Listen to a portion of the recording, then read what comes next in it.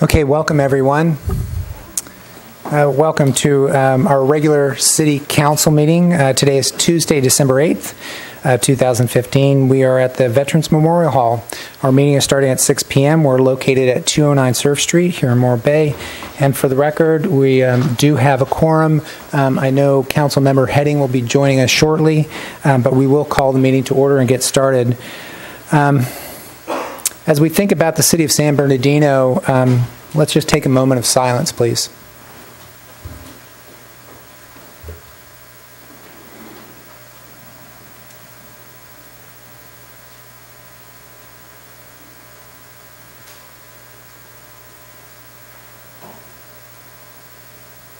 Thank you.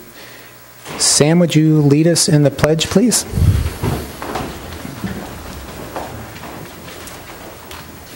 I pledge allegiance to the flag of the United States of America and to the republic for which it stands, one nation, under God, indivisible, with liberty and justice for all.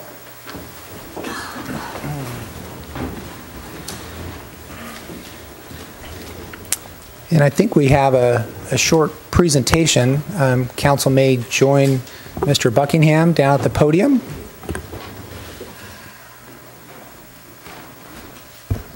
The council would like to join me down here maybe, and if young Mr. Taylor would come to the front. Just a nice horseshoe there or something. Sam, you can stand right in front of your council. So we do this on occasions when we can. The last council meeting, we had the opportunity to recognize a police sergeant was promoted and a police captain that were promoted. And tonight, want to recognize, like about 6 months ago, we recognized our police chief for earning a master's degree, and Sam Taylor has been recently awarded his master's degree in public administration from Kent State University. So Sam started working on his master's before we hired him, and even with all the work that he's been doing, he was able to finish it up over the summer while he was here. So we just want to publicly recognize a city employee that has been working hard in his off time to earn a degree that matters to the job that he's doing. So Sam, congratulations, and thank you very much.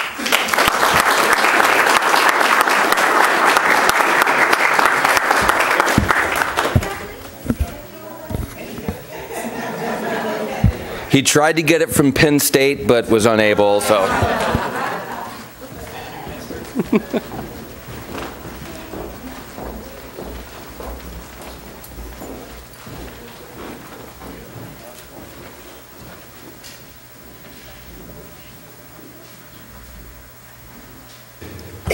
All right, great. Those are always fun. Congratulations. And closed session report. We have no reportable actions from our closed session, as I get a nod from our city attorney. And then mayor, council members' reports and announcements. And I'll start off with a few short announcements. As mayor, there's a mayor's meeting amongst all the cities within the San Luis Obispo County, and it's once a month. And last Friday, it was hosted in the city of Pismo Beach, and one of the roundtable discussions was the event attack. So many words to say about what happened in the city of San Bernardino, but it was a roundtable discussion with the mayors and what their thoughts were and what they were sensing from their communities. So the end result of that conversation led to agendize that discussion to our next mayor's meeting as one topic. This is whether it's a formality or not, but it was a matter of having the ability to take time and dedicate conversation on preparation, legal matters. It'd be a general discussion on what it is and how this affects the cities in San Luis Obispo. So that'll be an agendized topic. We'll be inviting some folks to gather that information, and should we want to take any further discussion at City Council, I think it was one of the discussions with that was if any one of our cities within the county wanted to take that issue on, part of the discussion was maybe it'd be helpful if all of us as cities and mayors talked about that, and then perhaps it would be advantageous for us all to be discussing that at the same time before one or two or all of us start discussing as cities. So I just want to report out on that, and following next month at Atascadero's mayor's meeting, I'll report that out, and should any of us on council want to discuss that further, we'd be able to forward that. And always, if there's any questions from community members or concerns on the safety here in the city of Morro Bay, feel free to contact any one of our council members, our city manager, our police chief. I'm sure we can answer any questions. And with that, move on to goal setting. So we have goal setting coming up in January. There will be some announcements on that. Just want to give a heads up. So very, very important. What is important to our community, and goal setting is a time for us to gather that information. They're city goals, they're not council goals, and what we need to do is important in what you have to say. And then lastly, Christmas holiday. As mayor, for our policies and procedures, I'm afforded the responsibility and privilege of designating a holiday for our employees the day before Christmas, and I thought I would report that out to council members. It's not something that, though it may be something I may be able to do, I thought I would share that with council so council can make some remarks as well to our city employees. And certainly it's deserving. There's been a lot of work going on. I just want to throw that out for the rest of council to make their remarks. And I just want to say Merry Christmas to our employees and thank them for their service. And that concludes my remarks. And I'll move to the left. Matt, do you have any remarks? I'd also like to make that comment to our city staff and employees. Thank you very much, and Merry Christmas. This is my first meeting back in a number of months, and I want to publicly say thank you to our staff and the community of Morro Bay. It's been 4 months. I've been dealing with a serious eye issue, and the support and constant touching of bases and getting a hold of me, sending me cards, it's been very uplifting. I want to thank you very much. To the entire city. It's been, believe me, it's been wonderful. The process isn't over. My eye infection hasn't gone away, but I can be here right now without being in pain. So thank you. Another update, Harbor Advisory Board met last week, and one of the big things going on right now, and I don't know if Eric's going to be talking about it later, is talking about possibility of a triangle lot, parking lot, Maritime History Museum, and a boatyard, and going ahead with that sort of study, and so that's in the works. It's very interesting and optimistic, looking at in terms of Beach Street North and using the Embarcadero and bringing a boat, a lift to Morro Bay. And so in terms of the working harbor, having a boat lift, it would be really big step in the right direction. And with that, that's all I have. Thank you.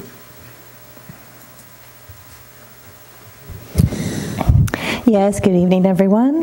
Nice to see everybody out on such a nice, hot, wintry feeling night as we go into the holidays. So certainly wish to extend my greetings to everybody. Happy holidays and Happy New Year to our staff and to all of our residents. Have a great and safe holiday season. I have 2 announcements, and they're really going back to things that we've done, but I did want to point them out to you in case you've missed them.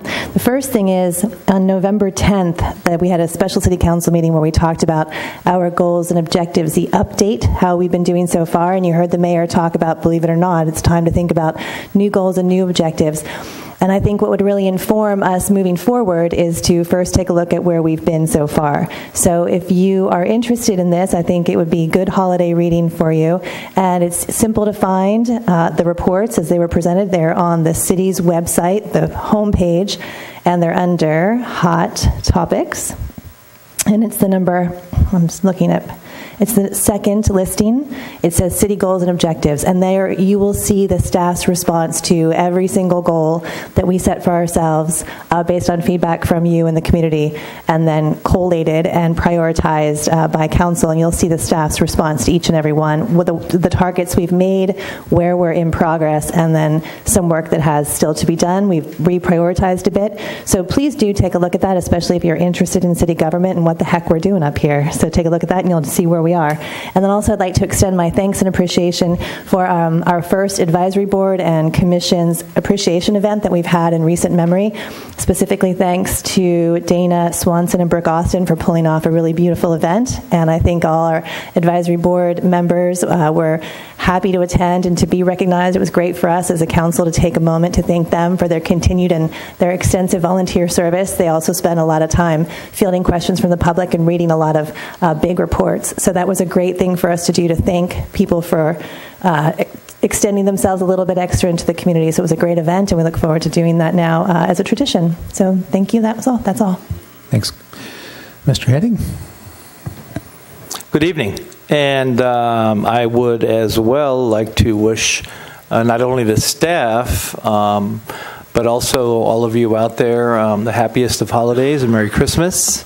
Hope that your holidays are safe and fruitful and that you enjoy time with family. I do want to speak about a couple of public health issues. It, as you know, is flu season. I would be remiss if I didn't talk about it. We're beginning to see a large number of cases of the flu. So if you haven't had your vaccination, it's time to get vaccinated. The other thing is, in 1900, the number one cause of death in the world was pneumonia. Currently, in 2015, the number two cause of death in the world is pneumonia. And there is a new vaccine out called Prevnar that can help significantly decrease the incidence of pneumonia, especially in the elderly population. And if you wonder if you're elderly, if you're 50 or older, you're elderly, and you fall into that category. And I would be remiss as a clinician not to advise you to get your immunization, Mr. Buckingham, as quickly as possible, so that you're not out for 2 or 3 weeks with either the flu or pneumonia. On a sad note also, I would like to offer condolences to the Dean Tyler family because of the passing of Mr. Tyler this past week. He, as you know, was the originator of our aquarium here, very dedicated to this community, a great community servant, and lived a long and fruitful life. And so if you get the opportunity, if you know the family, to offer your condolences to them along with us, that would be appreciated. Thank you. Mr. Smuckler. Thank you. And just want to echo everything that people have said before me about the holidays and just how important it is to connect with those that you love. And we have seen quite a bit of tragedy here in the last couple of months worldwide, within the state and then within our community. Along with the passing of Mr. Taylor, we also lost Ben Terra, who was a great local fisherman, young upcoming local fisherman and leader, very active in the seismic testing discussion, and someone that helped bring people together in a lot of different ways. And really sad news for the Terra family and all of us extended beyond that. So thoughts go out to them, and hopefully they're able to work through this with all of our support. Also just want to say thank you to the city staff and all of our advisory boards and everyone that's been getting involved with the city. And I think a holiday is well deserved, particularly if you look at the accomplishments that we've been able to work through this last year related to objectives and so forth and the goals. And the progress report that Councilmember Johnson cited is definitely a good read if you're interested in getting those updates. Couple quick items that should be on your radar. We have heard quite a bit about the Trident Wind Energy System proposal, and coming up here on December 10th at the Vets Hall at 6 p.m. Is going to be a forum hosted by the company Trident Wind Energy, basically providing opportunity for general information about what they're doing, and then back and forth question and answer dialogue, so you can get more detail on what the concept is and preliminarily start to understand it more, so we can then engage and make decisions about it going forward. Following up on that, on January 6th is another hot topic, which is the marine sanctuary discussion. And thankfully, NOAA, the National Oceanic Atmospheric Administration, has followed through with our request to host to attend and facilitate a workshop here in Morro Bay to get more details about what a marine sanctuary means, how it could be implemented, and give you the chance to ask questions. So that's going to be January 6th. We're going to host the workshop, but NOAA will be providing the detailed presentation and question and answer period, and it'll be facilitated as well. So more details on that. Both places, both workshops, you can find more information about that at the city website, which has quite a bit of detail about the upcoming calendar. And then just in closing, I'd like to turn it over to city staff to give us a brief update about what the plan is for the upcoming Morro Creek cleanup and El Nino preparation effort. Sure. Thanks for the opportunity just to update everybody. So as we discussed actually a month ago at the first meeting in November, we've been planning for some time to do a sort of a methodical cleanup of the Morro Creek and the adjacent dunes, primarily as a public health exercise to with perhaps significant rains coming this year to clean some of the trash or all the trash out of the creek to make sure it doesn't wash out to the ocean and end up on the beach. So our great police officers have been actually noticing folks who may be residing in the creek and the dunes for a month now. A very friendly noticing operation, making sure that they're aware. We're taking great care to take care of personal property, to secure that personal property if it's left there, but then also to do a great job cleaning the creek to make sure that public health is preserved.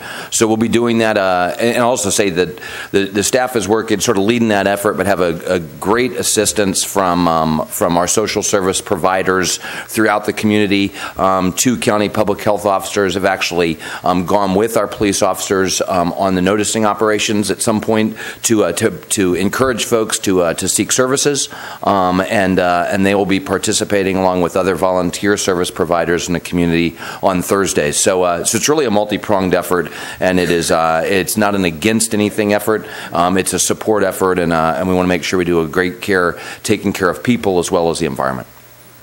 So that's this Thursday and Friday. Great. And that concludes our announcements, and we have no public presentations for this council meeting. And before we get into public comment, just want to have a few comments about the agenda, and just thank staff and for putting together a pretty hefty agenda, specifically on the consent, and just thank council for their patience as we go through this. I just want to make some clear points. It is pretty full, but that doesn't preclude us from pulling any item and having full discussion on any of these.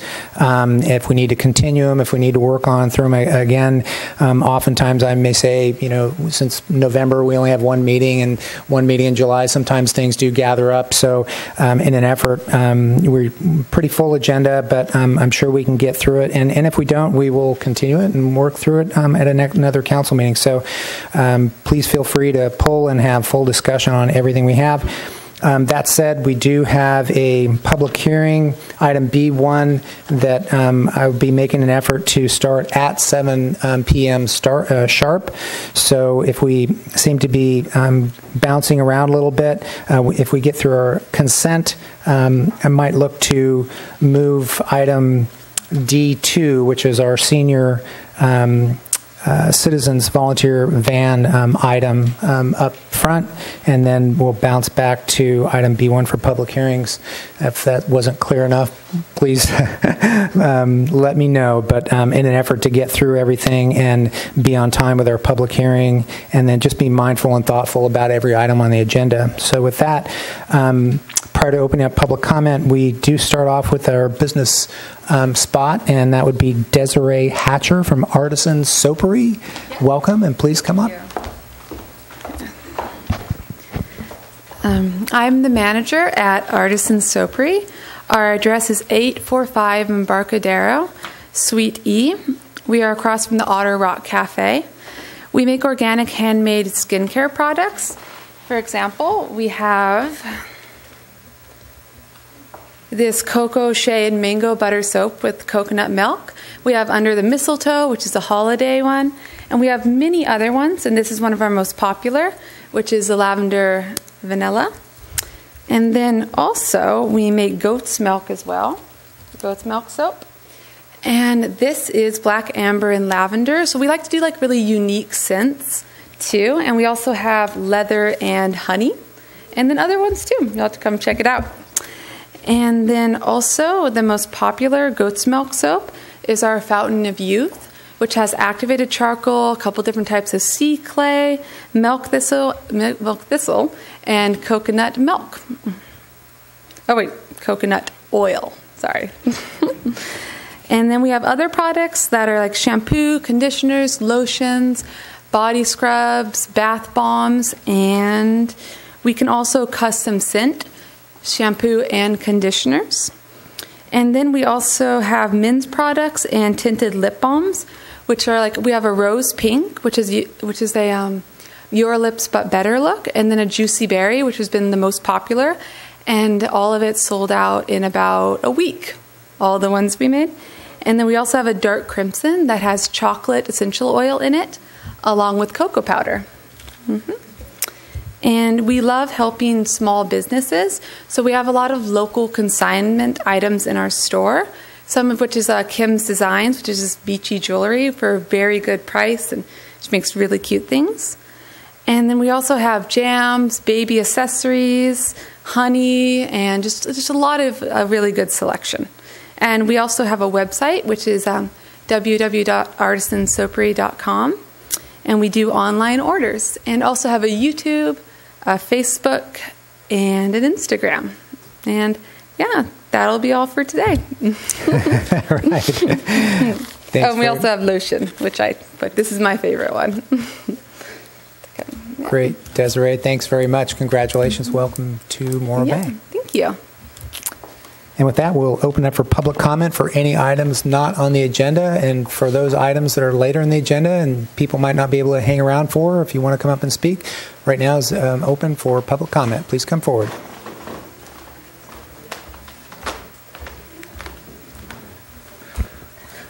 Good evening, Mayor and Council. Walter Heath, Morro Bay resident and member of the Board of Directors of the Morro Bay Chamber. And I'm coming to you tonight to invite the public and everyone in Morro Bay to attend an open house and mixer at the Visitor Center and Chamber of Commerce this Thursday, December 10th, 5:30 to 7:30 p.m. The Visitor Center and the Chamber of Commerce are located at 695 Harbor. They're at the corner of Harbor and Piney. And the invitation is join us and celebrate the holidays. Meet other groups that we share the building with, which should be fun. So bring the kids and they can see an actual live operating radio station, because the Rock is located in the Chamber building. The Chamber offices, rather. And the Historical Society of Morro Bay is also there. So come and enjoy refreshments and have some holiday cheer. There'll be drawings for dinners at our local restaurants and more. So it sounds like it'll be a nice event.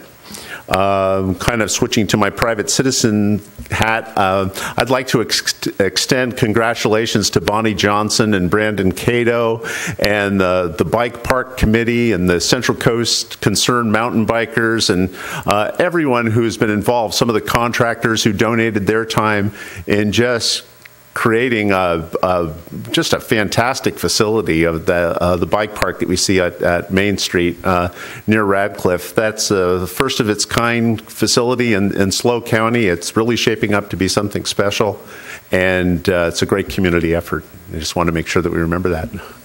Thanks. Great. Thanks, Walter.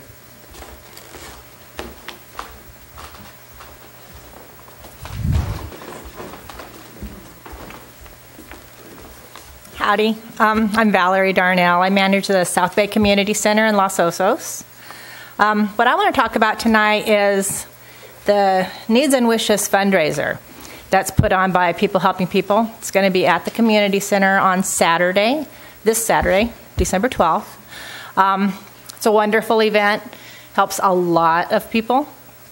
We get that whole place full of donated items that are then put on a silent auction. Some things you can just walk up and buy. There's a wonderful toy store. The fire department comes and puts their little boxes out there too, so people can buy things from the toy store, turn around, donate them in the box if you don't have any lovely little kids of your own to donate to. I just want to encourage everybody, get off your couch, come down. It's a nice event. There's, entertainment all day long. They're singing. The choirs, your high school choir is going to be there. Morro Bay High School Choir, the middle school is going to be there. Dancing. Santa's going to be there. Christmas cookies, all kinds of wonderful things. And like I said, it benefits so many people. All the money that we get, it's 100% for the good of the people. Nobody there gets paid. Everybody's volunteers. All the stuff that we put up on auction and sell is donated. So it's a win-win. It's wonderful. I'm kind of not sure what all I'm supposed to say here. Richard's going to talk a little, probably right after me. I don't know. If I have any extra time, let me just give it to him. Is that cool? That's great. All right. He's got. Thank you very much, Valerie. Bye-bye. Thank you.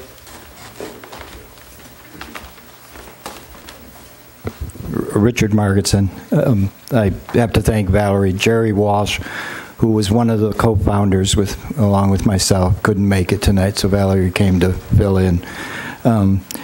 This is the 10th year. The premise of the event when we started 10 years ago was that there would be no overhead, that everything raised that day would go to the charities, the recipients. By the end of this year, we will have raised over $350,000, and not one penny of it went to overhead. It's made it kind of unique. Any given year, we have between 300 and 400 silent auction items. This year, I know for a fact we have over 400 toys in the toy store. And as Valerie said, Operation Santa Claus barrels will be there. Toys for Tots, you can come and buy them for your own children, grandchildren, or if you want to make that donation to one of those two great causes, we get the money, they get the toy. It's kind of double the bang for the buck. Entertainment this year, your fabulous Morro Bay High School Choir, which I hear is going to Carnegie Hall this year to perform, has performed every year but one. There was the year that Colleen had a conflict with them performing at the PAC. Los Osos Middle School, we have the Bay Osos International Folk Dancers, Los Osos Baywood Line Dance Group. This year we have two jazz groups from Cuesta College, one performing in the 1 to 2 hour and one in the 4 to 4:35 o'clock hour. We also have Marilyn Miller, a fabulous pianist who opens up the day. A couple other surprises during the day. The recipients this year are the Maxine Lewis Memorial Homeless Shelter, the SLO NOR Clinic, and Transitional Food and Shelter in North County. All of these charities do the maximum they can with the money. We know that giving to these charities, the money's very well spent and goes as far as it possibly can. The event starts at 10 o'clock, goes till 7. The silent auction stops at 6 o'clock. The raffle prizes are, the raffle winners are announced at 6 o'clock. We have a kitchen, hamburgers, hot dogs. This year we have a lady who's making tamales. We have a bake sale. I mentioned the raffle. We have a gift certificate table. I know there's over $5,000 worth of local gift certificates. Your community has been fabulous as usual. Most of the businesses contributed something. It's a county-wide event. Every year we have at least one check from every community in the county in the final box. There's not much else I can say. We've been here many years. This is the 10th. This is the big one. Early returns are it's going to be a very, very big year. Thank you. If you want to make a donation, it's up on the overhead and can't come to the event, you can send it to the P.O. box. And we hope to see you there. Thank you. Great. Thanks very much.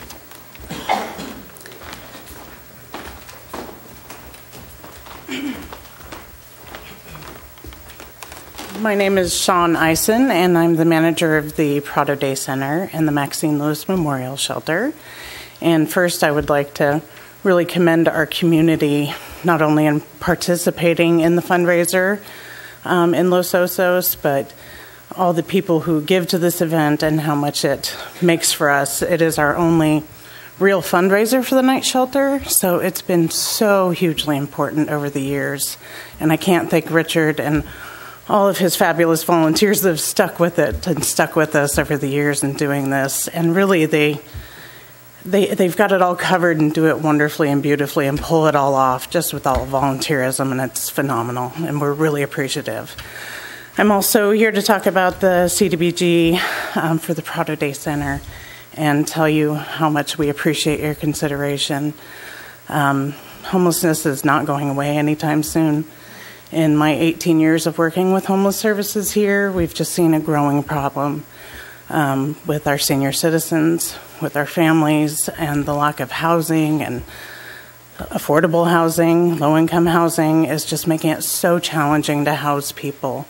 And we definitely work with our partnerships, and it's vital at Prado. We deal with basic human needs from showers to free laundry to breakfast and lunch, but we also provide a hub so our clients can access services. Transitions Mental Health comes on site.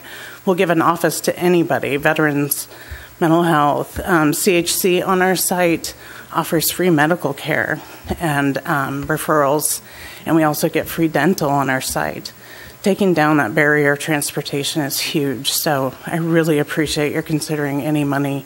It really goes directly to our client services. We operate on a very shoestring budget and really try to make the most of our dollars, so I really appreciate your consideration. Thank you. Thank you.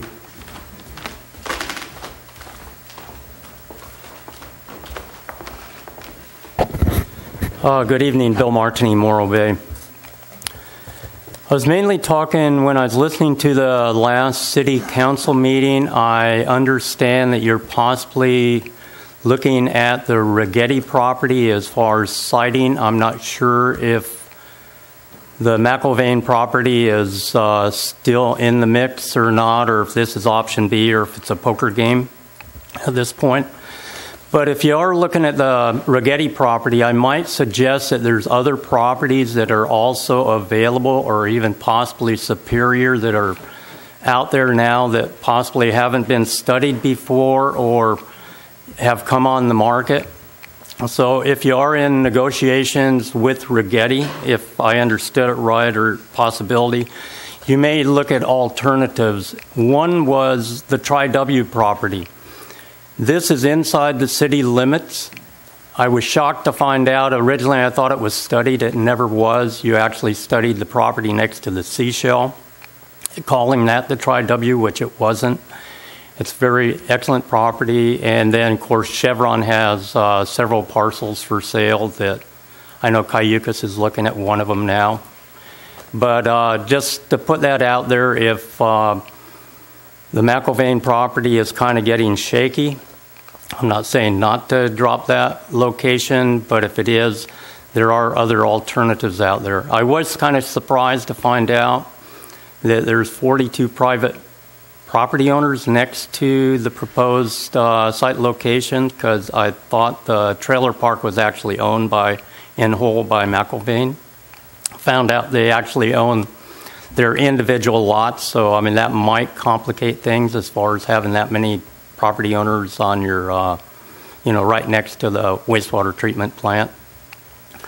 So anyway, that was just the thought is there are other alternatives if you are looking at other alternatives, just not the Rigetti. Because the Rigetti is a good piece of property, but it probably only has about 5 acres of usable.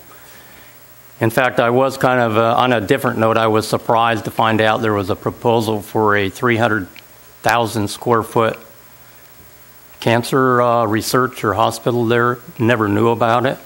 Apparently the city did, but I mean, it was pretty huge, which just recently fell through. So I guess the Rigetti is available, but just to look at other alternatives if that's where you're looking. Thank you so much. Thank you.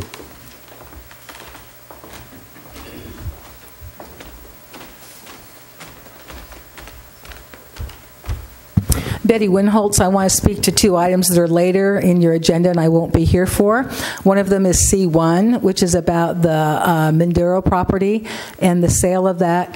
And I would hope that the council would not contribute to substandard lots. I don't think that's wise. We always have debated about large houses on small sites, and this is an opportunity where you will either contribute to that, which we find to be difficult, or that you can do it differently where it is not substandard and can be added to someone else's property. And that's what I would choose. The other item that's on later tonight is the community choice discussion about what to do with our community with that. And I'm hoping that, I believe the way I read the staff report, that staff is recommending to drop that, and I hope that you don't.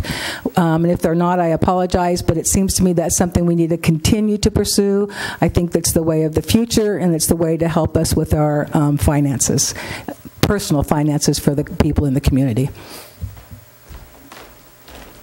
Thank you, Betty.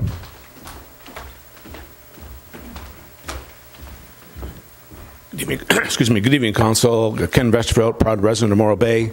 I'd like to bring your attention to Carcraft magazine, which is one of the oldest carcraft or car magazines in the United States that is going throughout the world.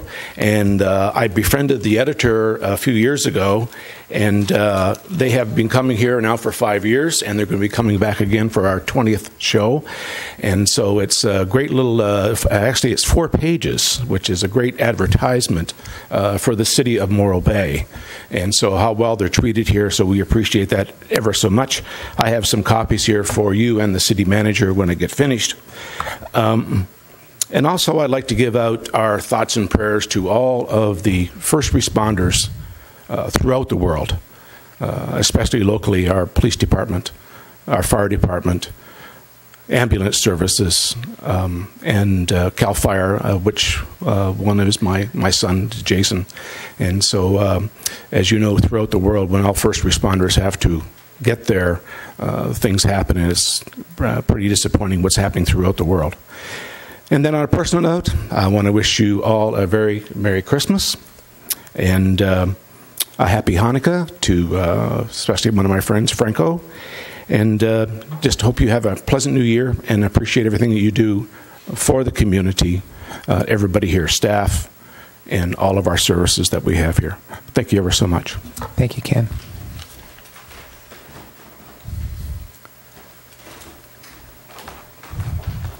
Anybody else for public comment?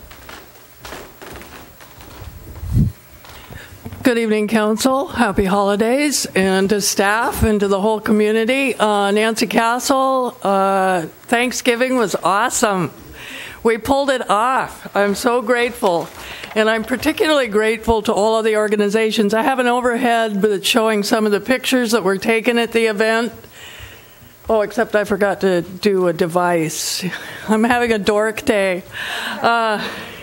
So the different organizations that help: Morro Bay Police Officers Association, Morro Bay Seniors, Morro Bay Lions, AGP Video, City of Morro Bay, Albertsons, Inn at Morro Bay, the Lions Club again, Guerrilla Gardening Club, Top Dog Coffee, Kitsman Culligan Water, Cookie Crock, Miners Ace Hardware, St. Peter's by the Sea Episcopal Church, Eco Rotary Club, Mission Linen, Doran's Restaurant, United Methodist Church, Historical Society, and various Rotary members. Talk about volunteering. We did it really well. Some of the individuals that went, were just awesome. Chuck Stoll, my co-pilot, he kept saying he was only co-pilot if it worked. We're already talking about next year. Bill Magnan, senior's chef, he was awesome. Tim Crowley did everything and anything asked of him. Personally, I couldn't have done it without my Trina Doherty. I had great help from Ann Reisner, Janice Peters, and many, many more. John and Mary Ellen Knoll and Sid Symington played music for 2 hours. It was exquisite. And so it was a great day. And yes, Chuck and I are already talking about it. We served about 500 when you counted all of the deliveries we made and all of the people who ate there.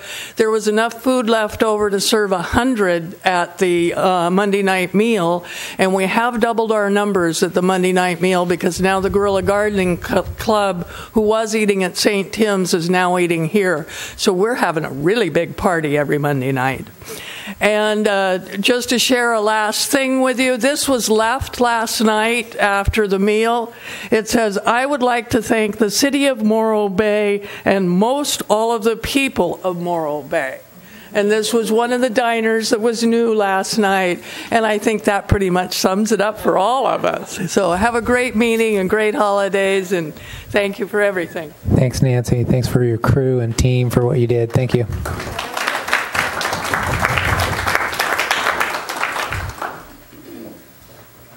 Yeah. Anybody else for public comment? Okay. All right. Thanks again for that. And seeing none, we'll close public comment and bring it back to council. And any remarks from council following? Seeing none. Okay. We'll move on to consent agenda. And I will open up public comment for any item on consent. Anybody like to speak to any consent item, please come forward. Public comment is open. Good evening, Council, and a special welcome back to Councilman Makowetsky. We missed you. I am Rosalie Valvo of Morro Bay, with a few words from Morro Coast Audubon on consent agenda item number A14, the goals at Bayshore Village. I see that the Homeowners Association is exercising due diligence in addressing this matter, or at least they're trying to in the face of bureaucracy in federal agencies.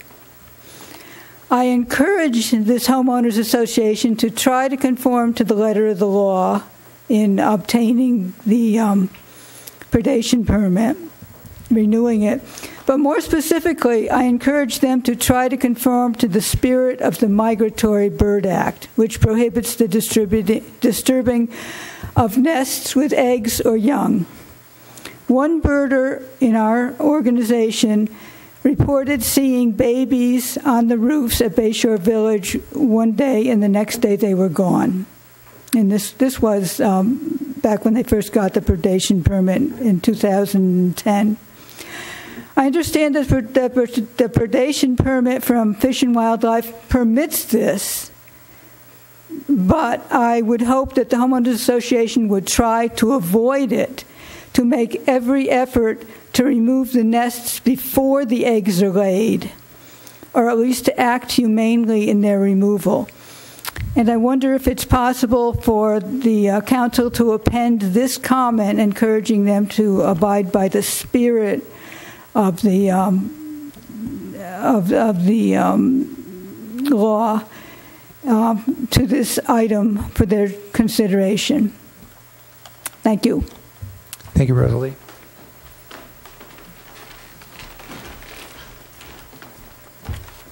Betty Winholtz and I would also like to speak to A14.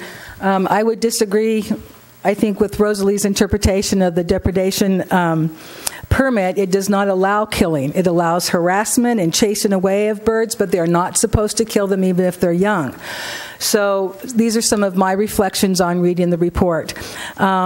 The Homeowners Association states that there are no adverse effects on the overall western gull population in the area, quote unquote, but they offer you no evidence. And they claim that there are over 200 gulls in the development, the Bayshore development. I am down there at least weekly. I live 2.5 blocks away from this area, and I've never seen 200 gulls in that park.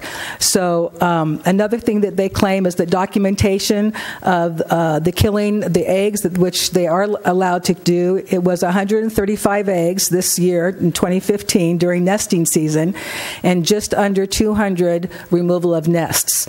They gave you no documentation on how much was done the previous 4 years or what has been done outside of nesting season during roosting time.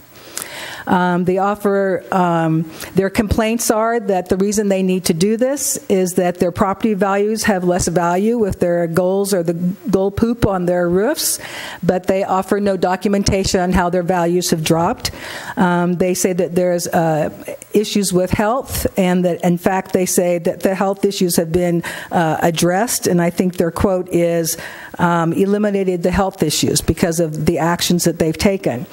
Again, no documentation. They spend $10,000, they said this last year, to control these birds over the 72 homes. That's about $22 a home per month. They offer, and that to me does not seem extravagant. I think they were trying to say that that was extravagant. But they hire others to come and do that, and that's where the cost comes in. They offer one picture that's a visual evidence of how many gulls there are there, but again, it was one picture and it was from 2014. They also say that, quote, each year things are getting worse, and yet this coming year they claim that they're only going to kill 75 eggs instead of the 135 that they killed this year. And that they say there has been limited success and they've prevented a lot of damage. Overall, then the last thing I'd like to state is that they've contacted Audubon and Pacific Wildlife, but again, they've not said what their advice was. And so I feel like, in conclusion, that there's a lot of broad statements with no documentation.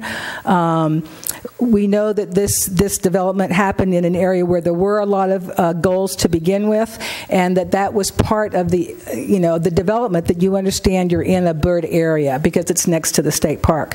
So whatever you do, please don't go along with them when they apply for the kill permit. And I asked for the documentation this year before you give them their permit. I think they have a lot that they owe you. Great, thank you, Betty.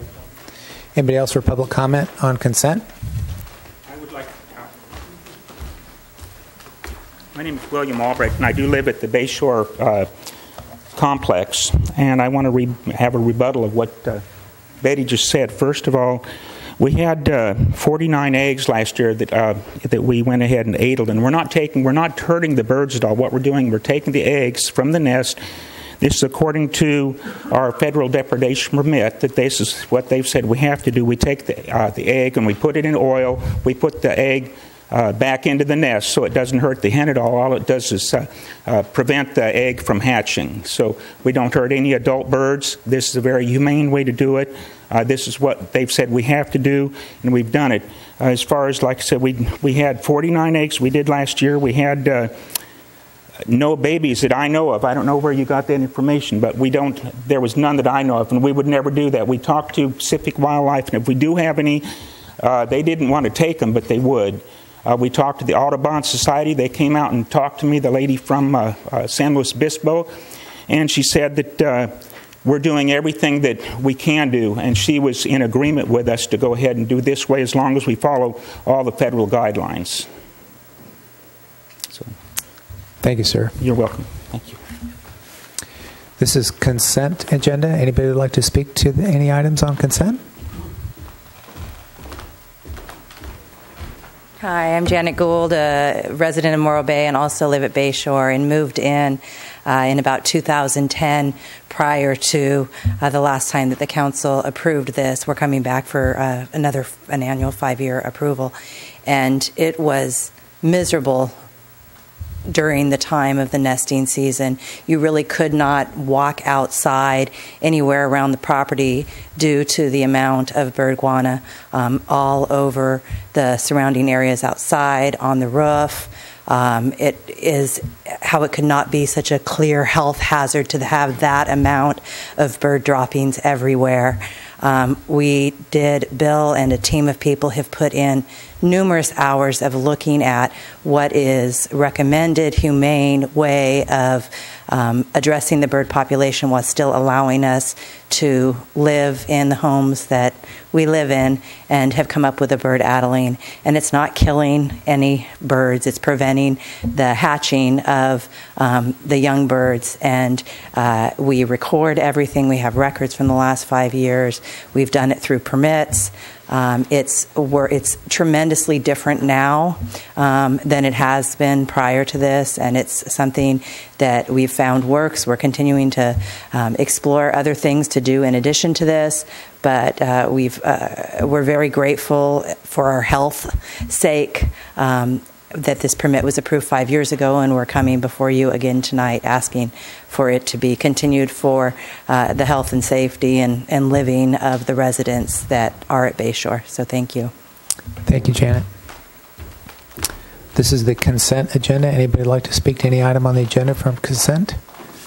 Seeing none, I'll close public comment and bring it back to council. Keeping an eye on the clock to open up our public hearing at 7 o'clock. Just want to know if there's any items to pull.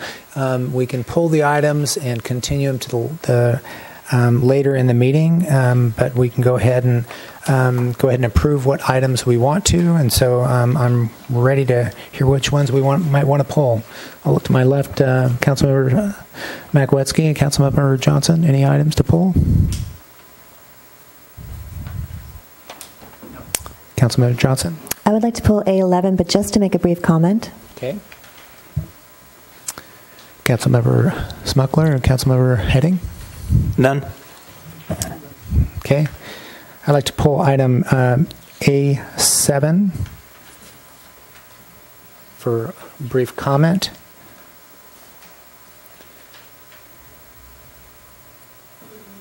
Seeing none, okay, I'll take a motion to approve the consent agenda. Move approval of all items except for 7 and 11. Second. We have a motion by Councilmember Smuckler. Councilmember Heading? Sorry, should we at least acknowledge that there are red lines in the back of the room and that you have red lines on 3 of those consent items? Just want to make sure we're clear on that. Thank you. So can you, those 3 were, what was that? One was A9, 9, 17, and 18.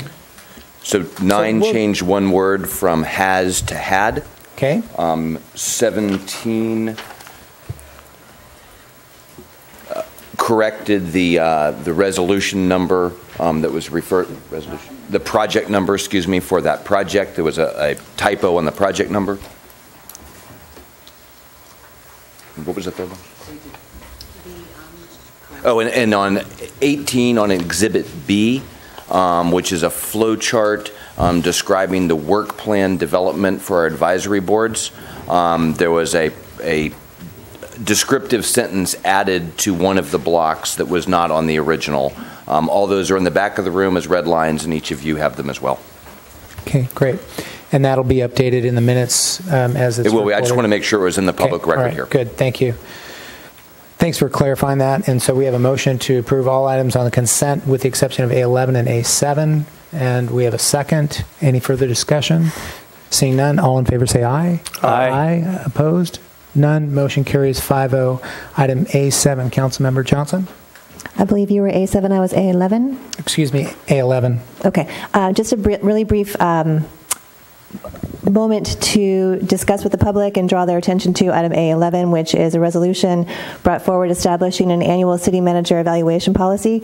We have not had in the city in recent memory, formalized by resolution anyway, evaluation process for our CEO of our city or our staff leader, our city manager.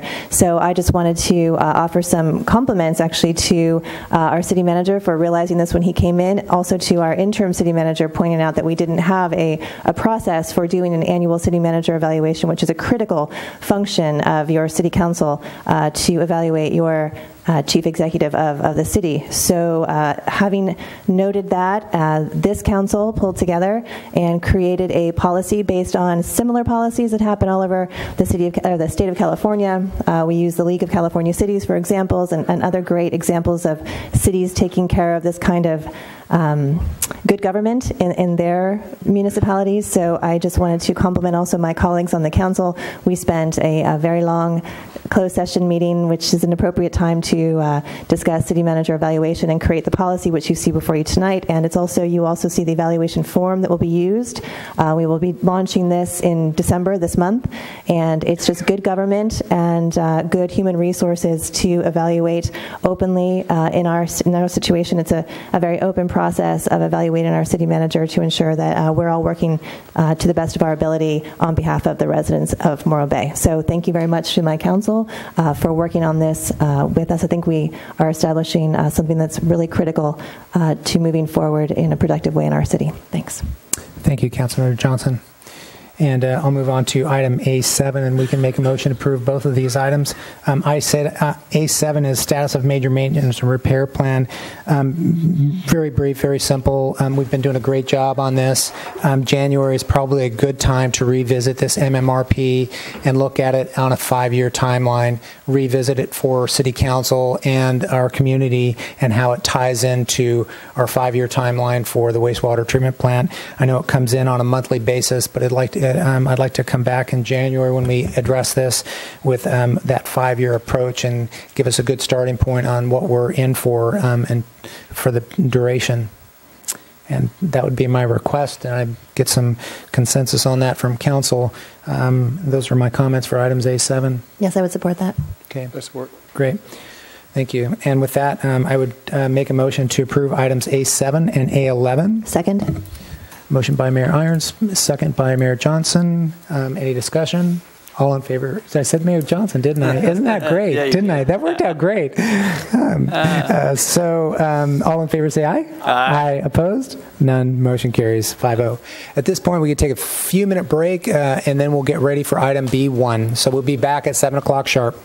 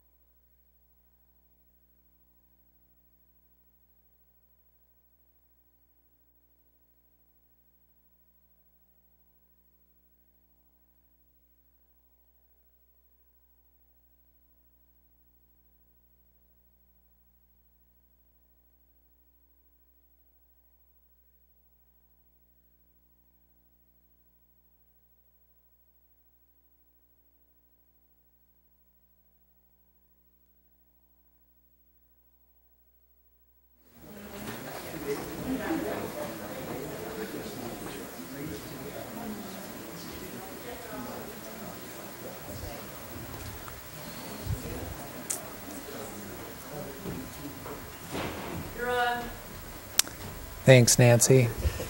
We're looking for one more council member. I think we can...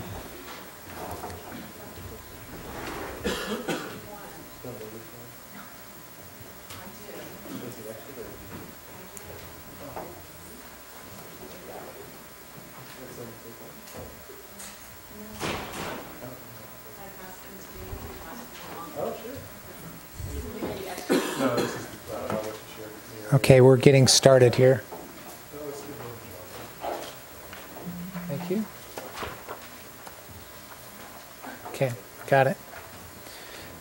All right, we'll get started with the public hearing. I know Councilmember Heading is, he'll be right here, so he'll be here for the report as well. So we'll open it up. Item B1 is subject appeals is an appeal of the Planning Commission approval of the Coastal Development Permit CPO-419 and Conditional Use Permit UPO-383 for construction of a new single-family residence on a vacant coastal lot at 3420 Toro Lane. Appellants Linda Stedgy and Barry Brannon. Applicants Jean and Greg Fry. And with that, we'll open up to Whitney McElvade as the presenter, or are we doing this? Are you starting us off, Scott? Whitney will be taking us. All right, thanks very much.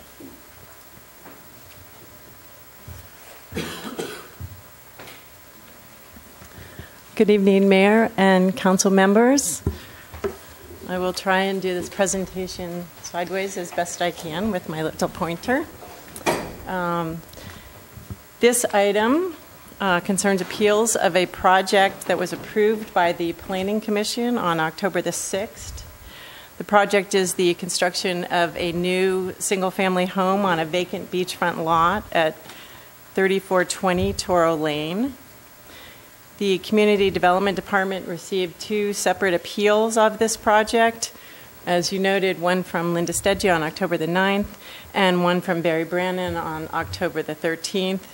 Both of these appeals are focused on the issue of coastal access. This slide shows the existing site. The site is currently crossed by a beach access trail. Both appellants are requesting that the existing beach access trail be retained as part of any site development. The next slides are renderings. The applicants have proposed a rerouted access trail, as was suggested by Coastal Commission staff, since retention of the existing trail would effectively preclude all reasonable development of the site, especially given other environmental constraints on this property. So this kind of gives you a conceptual idea of where that trail, the new trail, would go, as does this one looking up from the beach. The main environmental constraints are related to the site's environmentally sensitive habitat, or ESH zoning.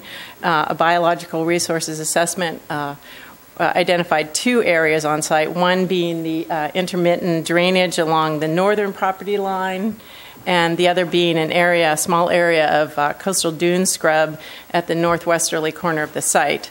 Our city's local coastal program requires buffer zone setbacks for sensitive habitat areas. And this slide shows sort of the resulting building envelope when those setbacks are applied to the site.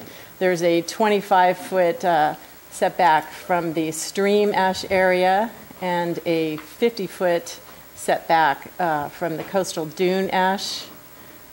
So you can see that the resulting building envelope is not only smaller than what might otherwise be allowed, but it's also fairly irregular in shape. This site plan was included in your full-size plan set, and I hope you can kind of see from here the project footprint and building were developed in response to the required setbacks, and the site plan illustrates also the location of the existing trail, which runs, basically bisects the building footprint as it's shown here. And then it shows the new trail in kind of a darker hashed line toward the bottom of the screen, which also happens to be to the north. So from that, a floor plan was developed in response to the available building area. And I would just note that this is not like a huge house. It's like 1,500 square feet roughly, plus a 2-car garage. Let's see, here we go. I have a couple of section views, just generally showing, this is, I believe, through the garage, yes, and sort of shows the relationship of the conceptual trail location to the house. Let's go.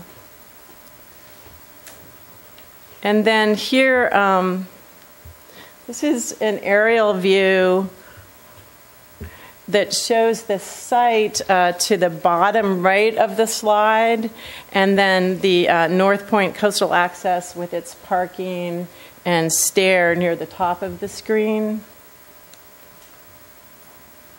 Another aerial view that shows the project site more to the top center of the screen, and then the entrance to the Morro Strand State Park and various informal coastal access paths between those two locations. And let's just see a few more things here, points I would like to make. As was noted in the investigation report that was prepared by the Planning Commission Chairman, Robert Tubb, there are a number of alternative beach access routes, both improved and informal, in the area surrounding the project site. When staff initially reviewed this project, we concluded that coastal access is not necessary in this location because there is adequate access existing nearby, which is a finding that is allowed by the Coastal Act. Furthermore, having coastal access through this site will necessarily cross through the environmental buffer area and thereby result in less available area for habitat restoration. However, given historic use of the existing trail and interest expressed by some members of the public for continued access through this site, and the willingness on the part of the applicants to provide a rerouted trail, the Planning Commission conditionally approved the project with the new trail as shown on the plans. The applicants have been working with members of a local volunteer organization that constructs and maintains trails throughout San Luis Obispo County under the auspices of the California Department of Parks and Recreation to sort of determine the best alignment, finally, and method of construction and erosion control. Coastal Commission staff members have confirmed that a reasonably comparable on-site trail, such as what's being proposed, would certainly satisfy the Coastal Act requirement for protection of access. You have before you now a letter from Yair Chever from Coastal Commission staff that notes that staff there is generally in favor of the project as approved by the Planning Commission. And in conclusion, the applicants have made considerable effort working with city staff, Coastal Commission staff, several technical consultants, and the Planning Commission for about 2 years now to design a project that addresses the environmental concerns on the site and some of the other challenging site constraints. There's also a drainage easement there, and they have slopes to deal with. Public comment has been submitted both for and against continued coastal access through the site. Plans approved by the Planning Commission include a coastal access trail, and conditioning the project to maintain the existing trail would, as I said earlier, effectively preclude reasonable development of the lot and therefore raise issues of taking of development rights without compensation.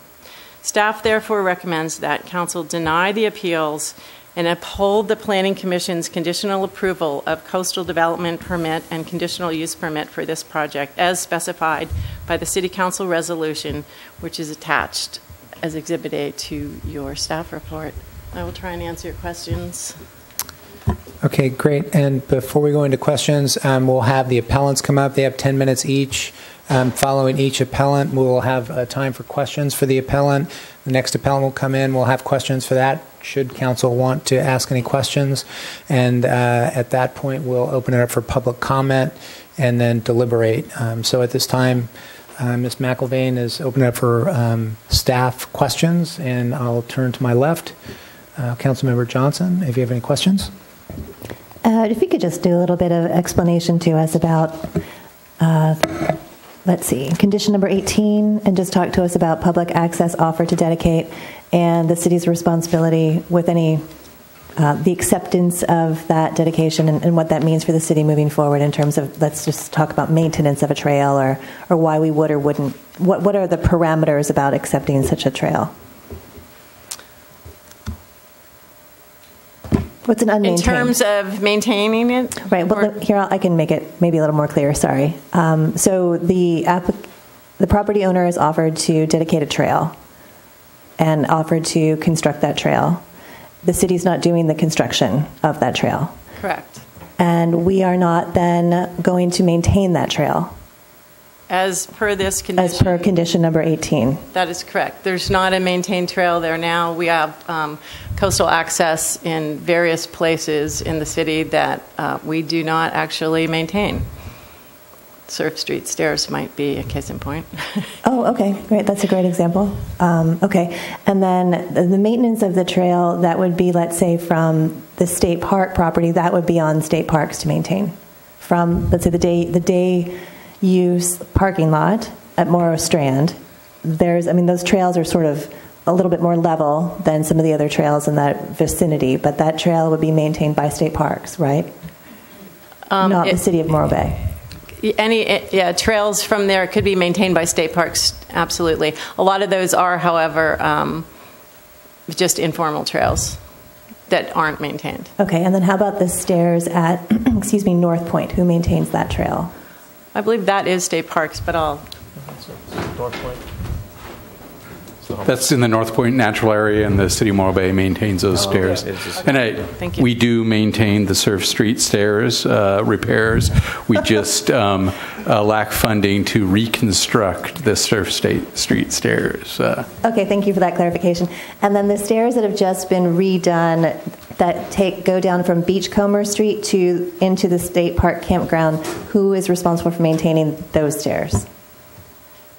As far as I understand, I think that was the state park. Okay. They're the ones they installed them. Yeah. Yes. Okay. So there are various people that take care of various trails, and then there are certain trails that are just simply unmaintained. And this current trail that existed on the property, as it sits now, that is an unmaintained trail. That's correct. Has the city, to our knowledge, ever maintained that trail? No. It's on private property, and it's just an informal coastal access trail. There's some history on the site that it may have been constructed in conjunction with World War II tank access to the beach. I don't know that for sure. Okay. So therefore, then the property owner is offering to create a trail as part of their construction project, and then that trail will be created, whereas the trail that exists now is, I'm not sure we don't have an owner to that trail, so the trail that they're proposing will be created as a trail for people to use specifically to gain access to that portion of the beach. That's right. Okay, but that trail will not be maintained as it's conditioned currently by either the city of Morro Bay or the property owner moving forward. Not exactly as it's conditioned, but in some ways, yes, because this project is being approved with a coastal trail. Should the coastal trail, disappear, fall off, that could be an enforcement action. They will be required to do, as I mentioned earlier, some restoration planting. Part of that effort is erosion control, and there will be some maintenance, obviously, involved with that. And hopefully that will kind of work well with the trail. Okay, great. And then the Planning Commission also made a few they didn't just focus on the trail in the process. I believe this went to the Planning Commission twice. It did in August and then again in October. And there were other things the Planning Commission took a look at, just that I'm not sure if the public is aware that it's not just this trail, that the Planning Commission actually actively asked for some of the things to change in the project. Is that correct? That is. Okay, so there were a multitude of things, and were those things also met, the conditions, the suggestions the Planning Commission made, say, in August, were they then made by the applicant and approved at the October meeting as well? The applicant did make some revisions to their plans following Planning Commission direction, and the Planning Commission determined that those revisions met the direction that was given to them. Okay. Okay, so those are the questions I have right now. Thanks. Okay. Councilmember Makowetsky? Yes, I do have a question. Whitney, on the front of the property on the west side, is the prescriptive, this existing trail, is this the only one talking about being moved and maintained? Whereas like on the front of the lot, I do believe on the front southwest corner, right at the end of Beachcomber, there's another trail going down. Would that also have to be maintained or no? No, that's actually off-site. It exceeds the boundaries of their property? Yes. Okay, got it. All right.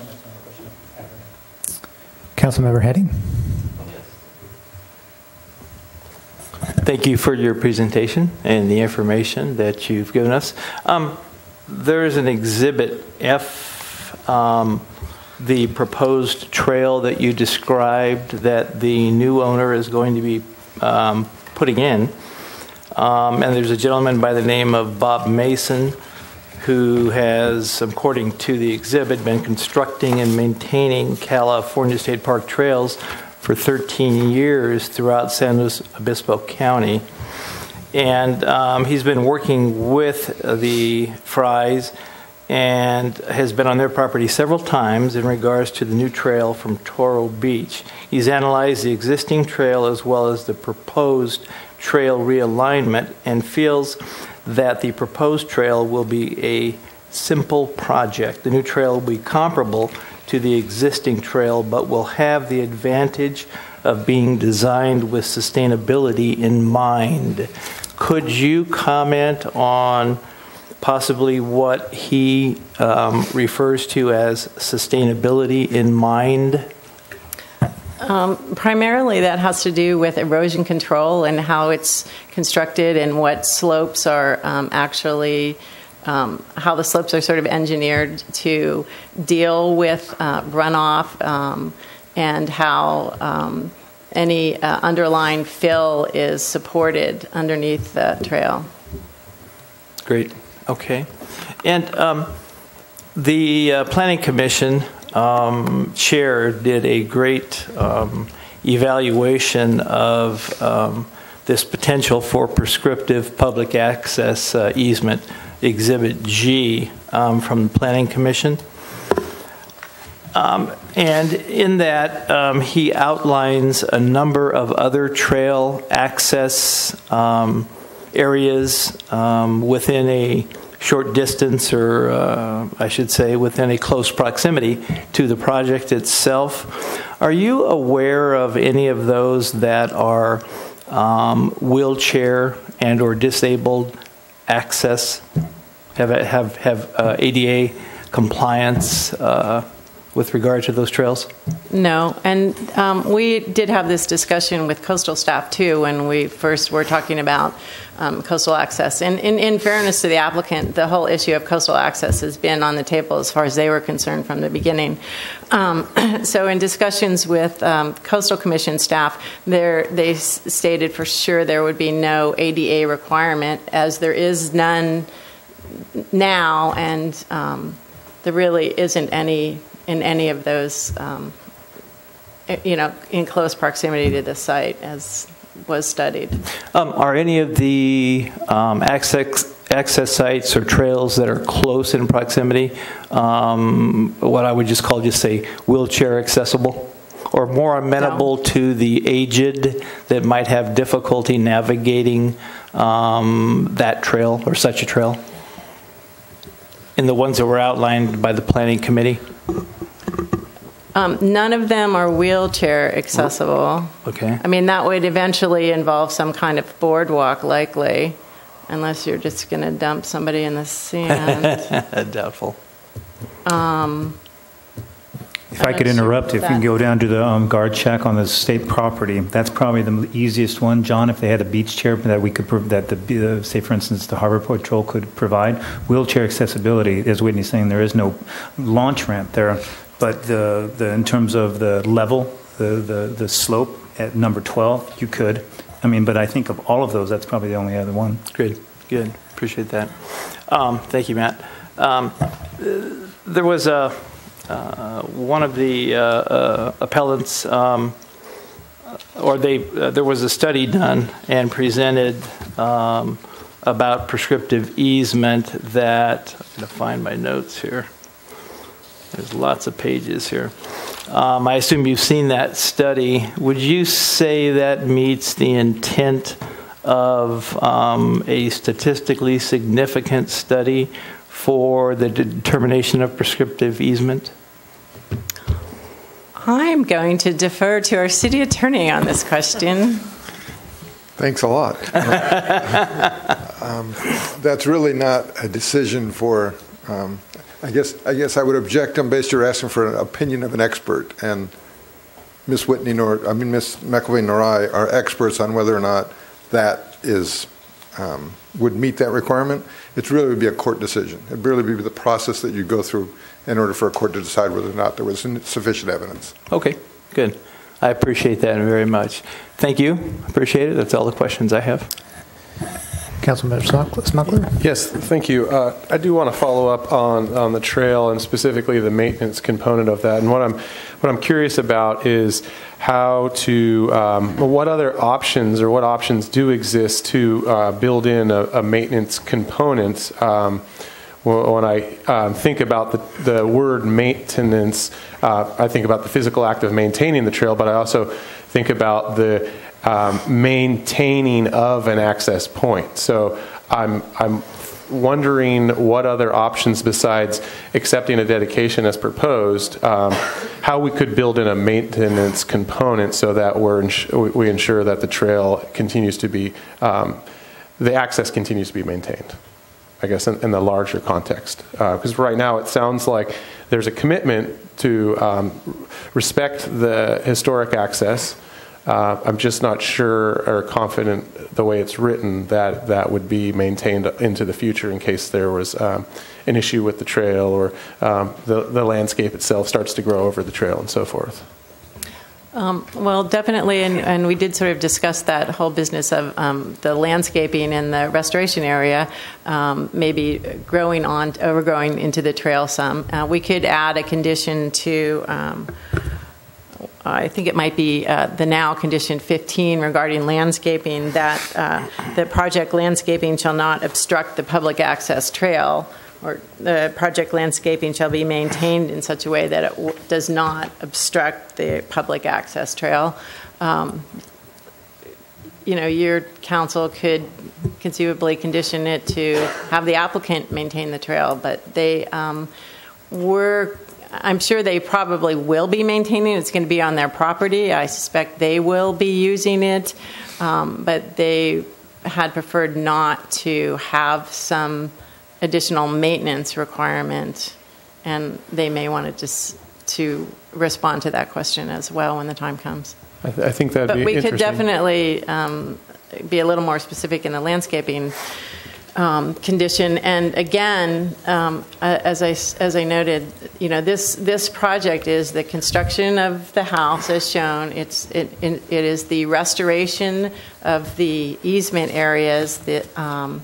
And it is also the provision of a coastal access trail. So should that access trail, be overgrown or impassable for one reason or another, we would have grounds to have code enforcement action. So there are assurances there as you see it? We do have some recourse to make sure that a trail continues to be in that location. And that, if we accept the dedication as recommended, that's basically that's our responsibility. The way I would understand that, is that correct? Without separate conditioning, correct. Okay. The way it is designed right now is that they would make an offer, we would accept the offer, on behalf of the public. We would not maintain it. We would sign it that it's not being maintained, and we would be doing nothing beyond that with it. But in an instance where it became impassable or not safe or overgrown, it would be our responsibility to rectify that. If the member of the public pointed it out 5, 10, 20 years down the road, we would be ensured that the city would be required to make sure that go backwards and keep that access open. The overgrown situation that you describe, if it were a condition, could be placed on the owner of the property. The city could at a later date decide to maintain the trail, but as it stands right now, that would not be the intent. But once we accept it, I mean, we can maintain it if we want to. Just right now, it's kind of unnoticed. That's not what we're going to do. Our intent is not to maintain it. There are a whole bunch of non-maintained trails over there. This would be one of those.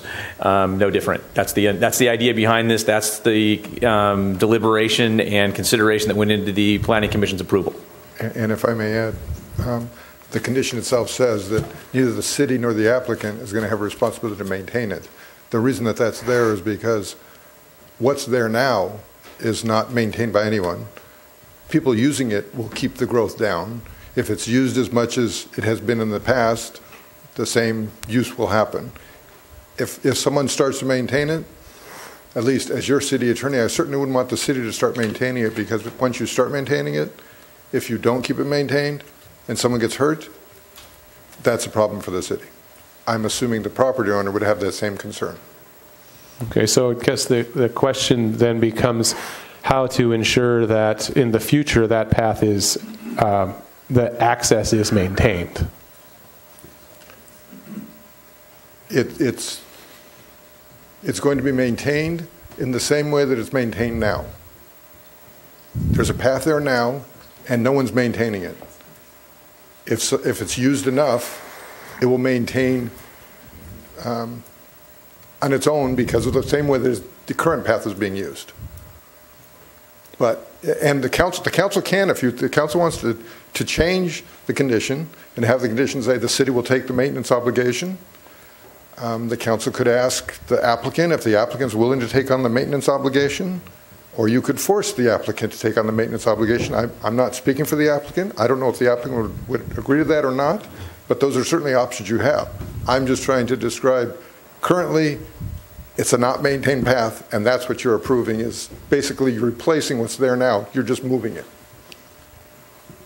If I could also say that staff has discussed this in some detail with the attorney, gone through all of the different permutations of what could be, and we settled on this one and recommend this one. So there will be, I understand the challenge, the two definitions of maintain that we're working through. So this will keep that space available for public access back and forth to the beach, and that will be enshrined in this document.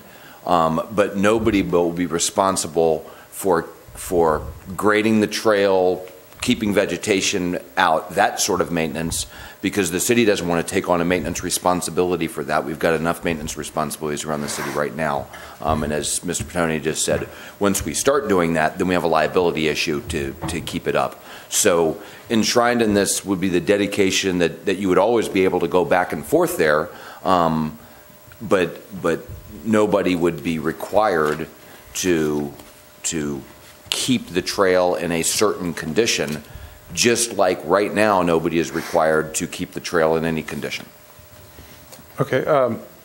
Last question then is regarding the signage. Right now the signage does have some information that relates to the use of the space, but it doesn't have, as I read it, a clear coastal access component.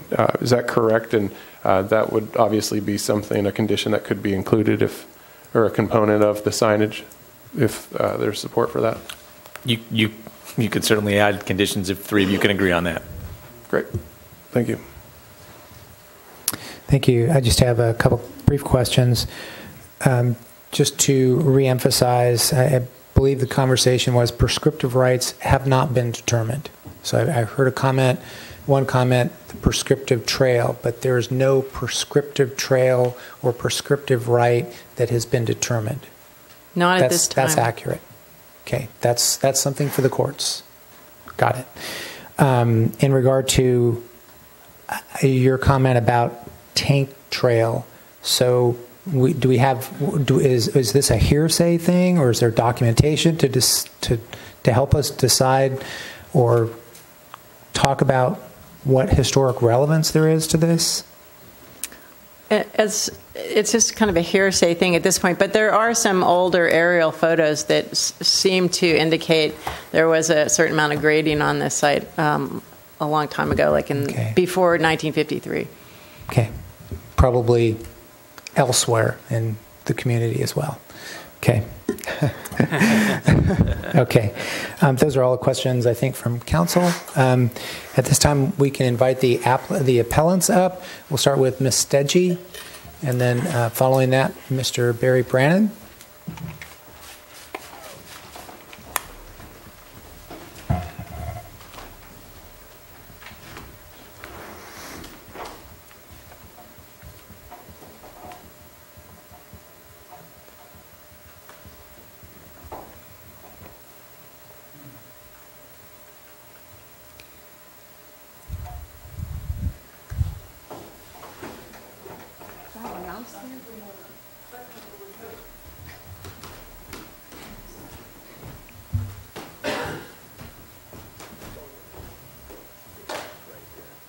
Okay, great. Thank you.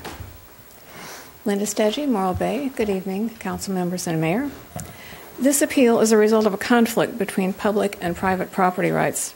The applicants want to build a home over a long-used beach access path, but some residents believe that a public property right to that path can be established, and efforts to accomplish that are underway.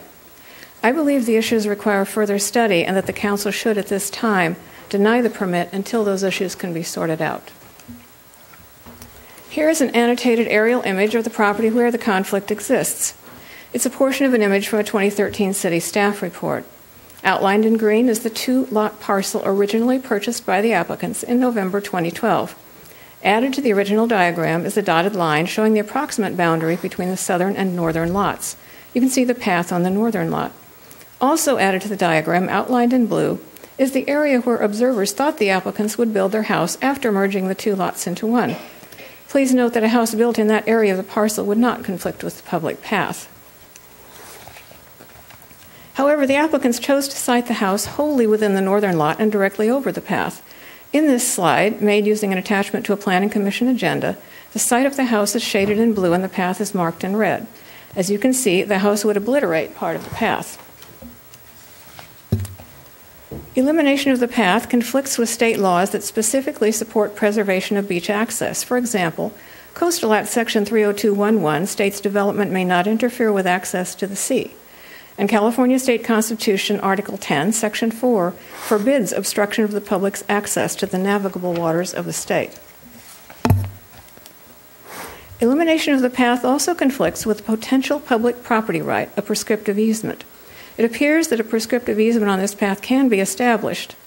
A survey done under the guidance of the Coastal Commission's prescriptive easement expert shows that all criteria have been met. After just 5 years of use, meeting the criteria listed here, a prescriptive easement can be claimed. The recent Path User Survey documents many years of use meeting these requirements, going back decades. However, as noted by staff, the public's prescriptive rights have not yet been formally established, which I believe means that the council does not currently have sufficient information to make a decision that's fair to all stakeholders. The path is part of a key beach access route for North Morro Bay residents and visitors. There are only 2 beach access routes across the highway in North Morro Bay, Yerba Buena and San Jacinto. In this image, the red dot marks the Toro Lane trailhead, the closest one to the point where beachgoers cross the highway at Yerba Buena. The other dots mark the locations of other area paths. Contrary to some claims, there is no equivalent beach access in the area. Of all the paths in the general vicinity, the Toro Lane path, with its gentle slope and stable surface, provides the safest and most user-friendly beach access for those using wheeled conveyances, meaning beach wagons and strollers, and for older and other residents who may have balance or mobility issues. This is particularly significant given that over 1/3 of respondents to the Path User Survey are 61 years of age or older. Planning Commissioner Bob Teff did a comprehensive survey of area beach access paths, and 13 appear in this table. Several additional paths were surveyed but are not included here due to their greater distance from the Toro Lane path. The table was prepared using the data from Commissioner Teff's survey, supplemented with a small amount of data from other Morro Bay residents. The data shows that none of the other 10 area paths providing direct beach access have all the key attributes of the Toro Lane path, making it unique in the area.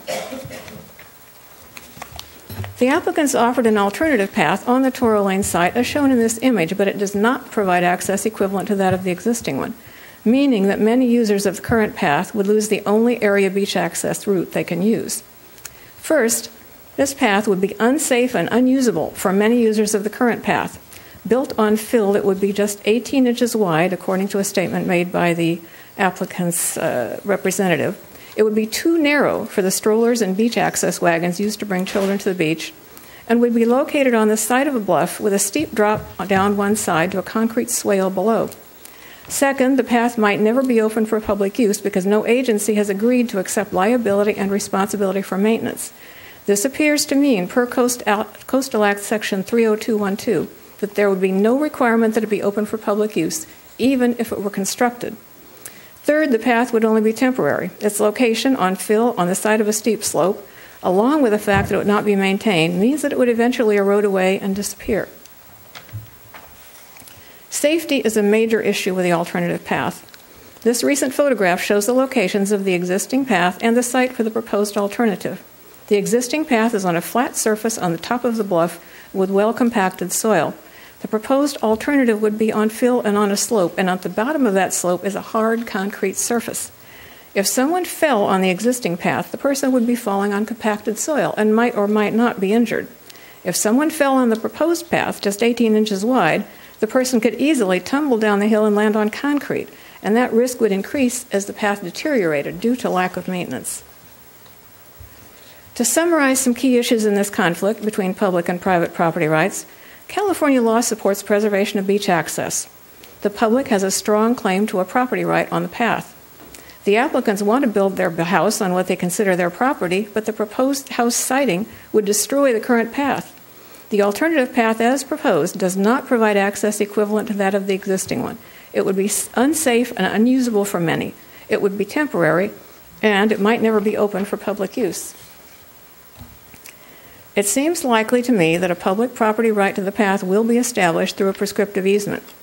How can we protect the public's right to beach access at the site and still ensure the applicants can build their house at the beach? Here are two suggestions. One, make significant improvements to the proposed alternative path, including identification of an agency to accept liability and responsibility for maintenance. And two, investigate the possibility of merging the two lots from the original parcel to create a building site that does not interfere with the existing path.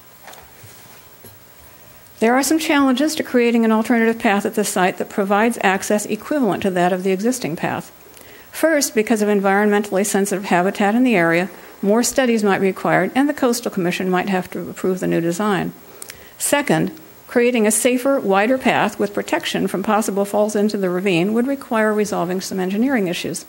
And third, it might be difficult to find an agency willing to accept liability and responsibility for maintenance, although a better designed and engineered path might make that easier. Ownership changes made by the applicants could create challenges to merging the lots to create a new building site.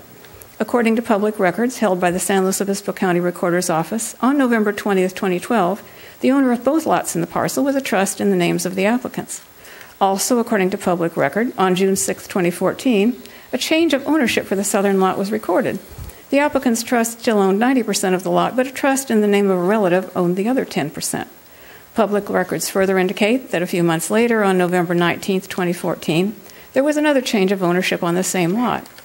Now a trust in the names of the applicants owns 50%, and the trust in the name of the relative owns the other 50%. I asked ask that you uphold this appeal and deny the permit at this time, and that you ask the applicants to investigate the options, including improving the proposed alternative path design and merging the original lots in the parcel so the house can be relocated away from the path. I also ask that further consideration of the permit be delayed until the prescriptive easement issue has been fully resolved and the public's legal rights have been determined. Despite the challenges involved, I believe it is worthwhile to investigate all potential means of fairly resolving this conflict between public and private property rights. Please do not take away what is, for many North Morro Bay residents, the only safe and usable beach access path in their area. Thank you, Ms. Stedgy. Any questions from council? Yes, thank you. Johnson? Yeah, thank you, and very well researched and presented report. Thank you. I'm wondering, the path that exists now is a path that has a change in elevation. Yes. Okay, and yes, there is a risk of fall on that path because it is, there's you're on like a bluff, and then the bluff kind of is an incline that goes down. So I understand that. Do you, in your survey of paths, have you considered the safe path? You're talking about safety and ease of access for people of different abilities. In your estimation, how do you view the path that is accessible near the kiosk at the entrance to the state park, the day use area where there is parking there that is flat, and that the access to the beach is through a sandy, level trail, as level as sand can be, which eventually, once you go down the path that you're speaking of, eventually it may be a little more stable with packed earth, but eventually you do hit the sand. So the sand is inherently unstable. So how do you assess the path that you can access the beach from the state park's day use area? That one is one of the better ones. Most of the ones that Mr. Teft surveyed, or Dr. Teft, were identified as being very steep, having unstable soil underfoot. The issue with that one there is that it is sandy underfoot.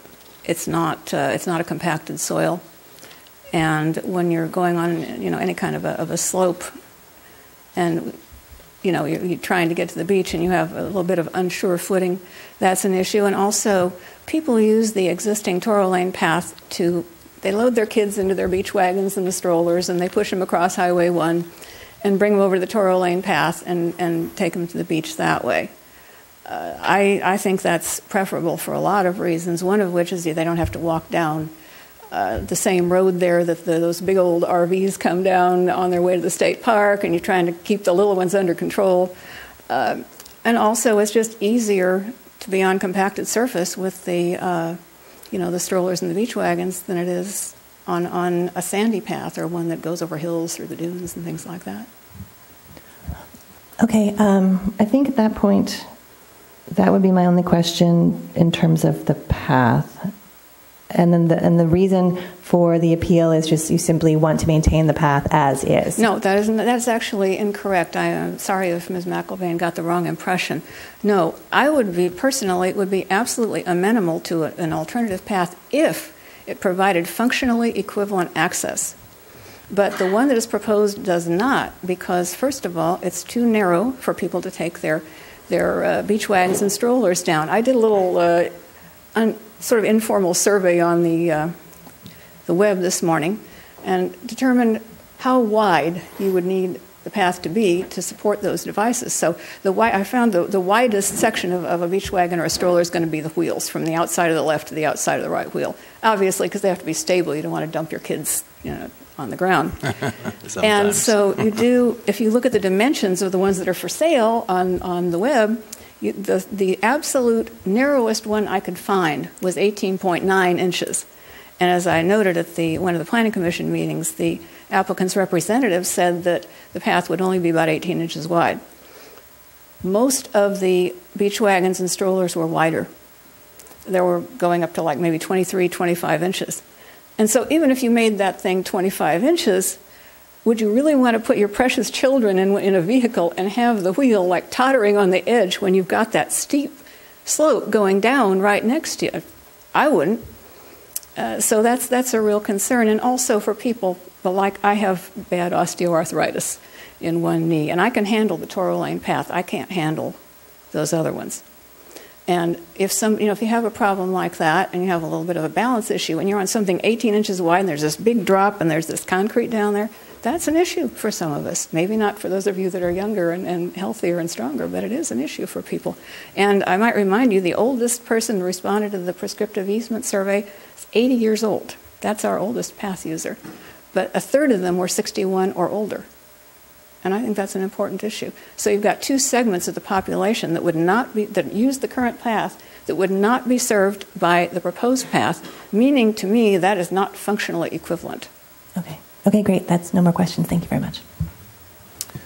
I do have a question for you, Linda. Thanks for your presentation. In terms of, and I think you brought it up and I think one of your alternatives was alternative to upkeep. Do you have any suggestions about the different bodies or groups of people that could, I understand your point about having a trail that would be wider. But then the upkeep of the trail, have you come up with, do you have a sense of who could be approached about this besides the city and the landowner? Well, I really have no knowledge of who does trail maintenance other than a group called the Black Hill Gang.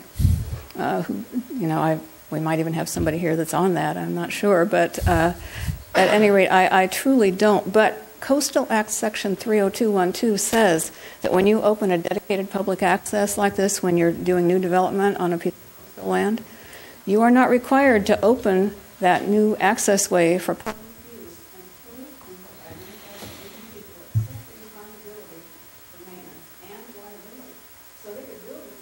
or have to open it to the public. I mean, it's an issue, and I fortunately am not an expert on trail maintenance. I did some research on the web and looked at some information on that, but I've never done it, so I don't know. And in terms of the existing trail, in terms of at certain times of the year, I mean, certainly not in the last year or so without the rain, but at times that trail does become impassable. The same thing with maintenance of a new trail. Would you propose maintenance of the existing trail, especially when it's impassable? And what are the alternatives to that? I think what I'm asking for is functionally equivalent. So if it would be impassable at the same time of year as the one that exists, I really wouldn't be right to ask for more than that. I think the big thing about the maintenance between the two is that the existing one is flat. So we're not worrying about water coming down and washing away, which eventually, no matter how well a hillside trail is built, according to the references I looked at, that include the San Mateo County Parks and Recreation Department's trail manual, that eventually anything's going to erode away if you don't maintain it. Whereas the flat one, the water will land on there and it will sit, but at least it's not washing the soil away and making it impossible to walk on, which on a hillside, if you erode your trail away, you got nothing. So. Mr. Heading? No? Seeing none? Thanks, Ms. Tedgy. Thank you. Mr. Brannon, our second appellant.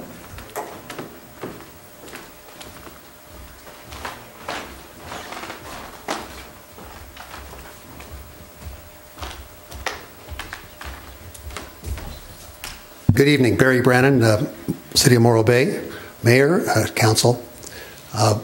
Before I go into my written speech, one item that's pretty obvious is I think we're lacking good information.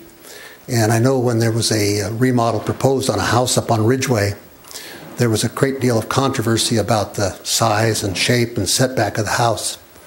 And this piece of property, the only outline we have are some marks on the ground and some PVC stakes that are about 2 feet high. And I think before you go ahead and approve this project, at least you should have what I would call site poles. Most cities do this now. They put up a PVC frame that outlines the corners of the house, puts the eave lines so that you get some idea of what impact it will be on the neighbors, what impact it will be on the site view from and also if you look at the overhang, how close it's going to be for someone to, hey, can I go to the beach and sneak around the corner of that house? Is this going to be okay? And the house is 17 or 18 feet above me. So I think before you go further that at least the outline should be done. And now my prepared remarks. First, thank you for allowing me to speak to this matter. And I also want to thank the Planning Commission and the staff for all their work. The professionalism really reflects how much they care for the city. The reason that the council is hearing this matter is to meet its responsibility to uphold the state's coastal plan and our local coastal plan. What is a local coastal plan? The Morro Bay Local Coastal Plan is the plan to carry out the California Act of 1976. The Public Resource Code 30,003 through 30,012 in part states the following. The California Coastal Zone is a distinct and valuable natural resource of vital and enduring interest to all the people and exists as a delicately balanced ecosystem. Further, it states the permanent protection of the natural and scenic resources is a paramount concern to present and future residents of the state and nation. Wow, that's a big responsibility. In section 30,003, it goes on and states that all public agencies shall comply with the provisions. In section 30,004, it continues. The legislature further finds and declares that to achieve maximum responsiveness to local conditions, accountability, and public accessibility, it is necessary to rely heavily on local government and local land use planning procedures and enforcement. This is a big deal to lay this responsibility on local government. Where did it all come from? Is it just another faceless government mandate handed down by some remote government agency? No, that's not the case. It's from we the citizens. Let me give you some history. About 1960, the population in California was less than 20 million. This is when I arrived. For many reasons, everyone wanted to come to California to capture their little piece of heaven. Good jobs and great weather were the magnets. But at the same time, wealthy people, movie stars and developers, started buying up the coastal frontage at a fast pace. One specific development of a large sheep ranch on the bluffs of northern Sonoma County called Sea Ranch was created. It's a beautiful place. I rented a house there with my family for a nice vacation. Everyone agreed that the development was beautiful and the coast was beautiful, except you could not see the coast unless you owned a home there. This wholesale closure of 10 miles of coast was not accepted well by the citizens of California. It was clear that this unabated closure of the coast would soon end what folks had envisioned as a California dream. On November 7th, 1972, a ballot initiative, the Proposition 20, was approved by the citizens. It's important to note there was lots of money fighting this proposition. In fact, the opponents outspent it $100 for every $1, 100 to 1. The measure passed by over 55% of the votes. Today, it is estimated that the population of California is nearing 40 million. That's twice as many. Twice as many of what it was in 1972, 40 years ago. No one knows what the future will bring, but I believe we're in for more growth as our children have their children and so on. The number of access points in our city have been counted and is in the Planning Commission report. One thing for sure is that each one is important and must be maintained. The appeal before you tonight is just not from a couple of people who have nothing better to do than poke their noses in somebody else's business. My appeal is really from all those people who have no voice. This appeal is from my children and my grandchildren, your children and your grandchildren, and from all the children not yet born. My appeal is from the family from Fresno or Bakersfield that have been coming to the beach for generations for recreation and renewal. And now they find another access point to their beach is gone. It should be noted that Morro Bay is underserved by parks and beach access in the north section of town. I counted the number of homes. I got the Google map out and actually counted it.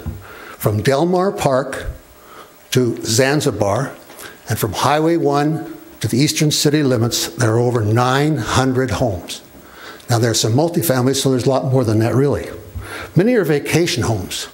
And for the only way for these people to get to the beach is to come up to Yerba Buena, cross at the stoplight there, cross Highway 1, and bring their buggies and their boogie boards and their kids And I see them all summer long. Right now, there's nobody up there.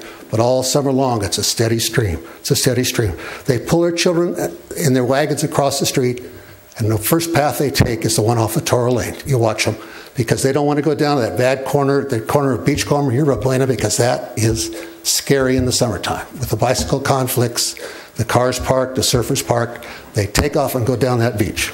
They don't have cars to park because they're walking. And they come down the tank road. Somebody asked what the tank road, Mr. Leivik, I think, if someone asked him, he can expand on this. But that path was built, as I understand it, by the U.S. government. So when they were doing their landing craft exercises on our beach, and they would take the tanks off of the landing craft, the only way they could get up on the highway was to come up that tank road. And so they compacted it and they built it, and that's why it's lasted for 70 years. It was built in the 40s by the government, and that's why it hasn't eroded when it rains, and that's why it's so usable. These residents that are not here tonight, their voices are not being heard. They're in Fresno, they're in Bakersfield, it's cold over there. They can't come to the beach, but they'll be here in the summertime. And if that house goes the way it's designed, those people's access will be blocked. I respectfully request that your council uphold the appeal, or at least postpone the decision on the appeal until the other measures that we've talked about tonight have been investigated, because it'd be a shame to block a path that's been used by the government, by the people for over 70 years. Thank you for your time. Thank you, Barry. Any questions for the appellant, Mr. Brannon? To my right? None? To my left? None? Thanks, Barry. So that will, we've concluded the appellants. Any questions from that? We'll open up for public comment at this point, and then following public comment, we'll bring it back to council. Any ex parte communication, we can go through that, and then deliberation. So at this point, public comment is open for those that would like to come forward. Welcome. Good afternoon. Sorry, good evening, Mr. Mayor. Good evening, council members. My name is Rachel Kovezdi. I'm appearing on behalf of the applicants. Happy holidays. Thank you very much for taking this under consideration at such a busy time of the year. Do we have...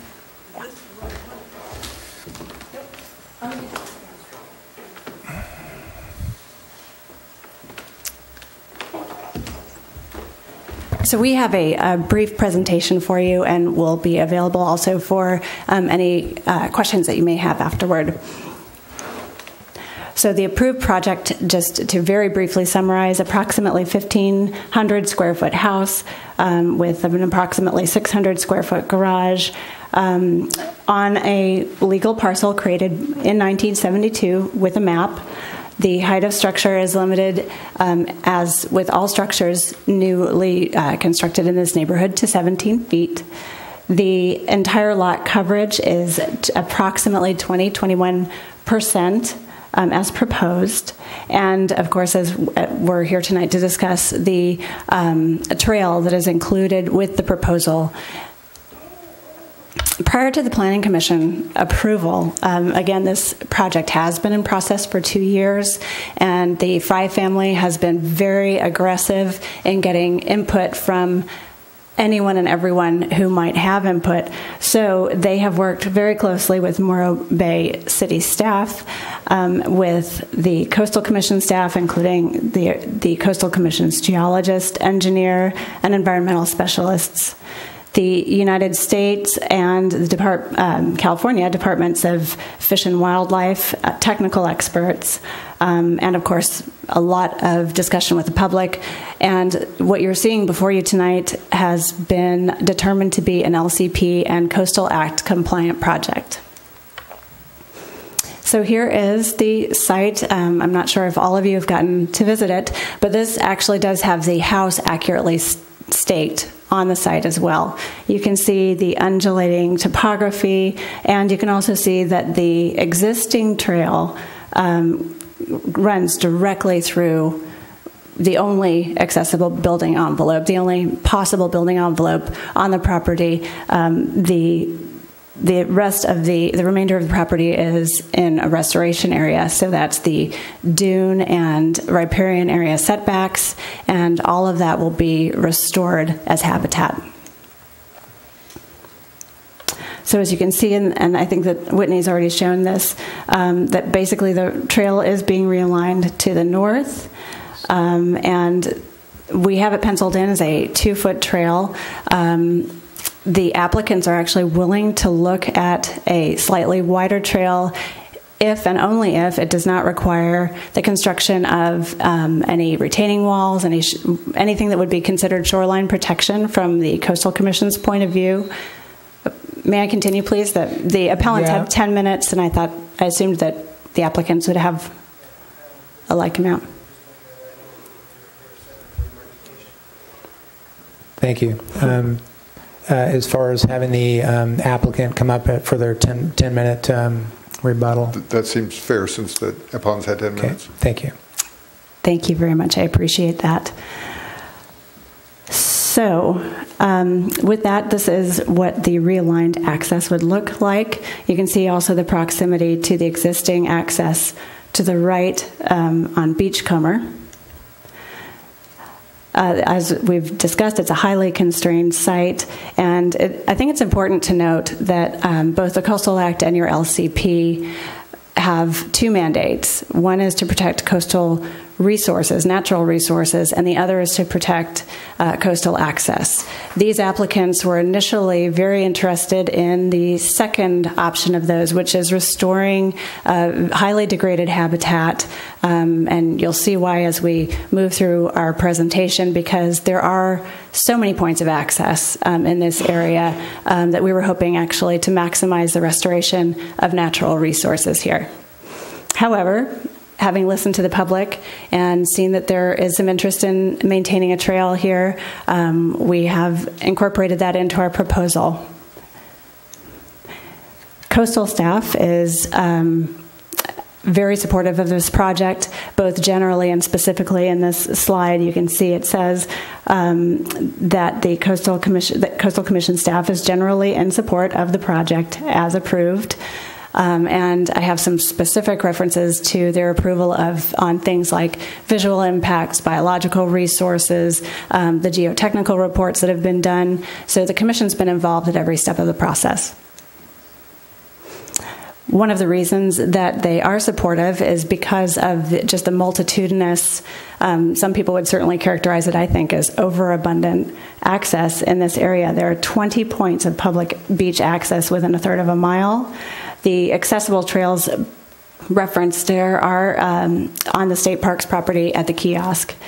And then 6 points of access with similar topography within 500 feet, so that's 2 small city blocks.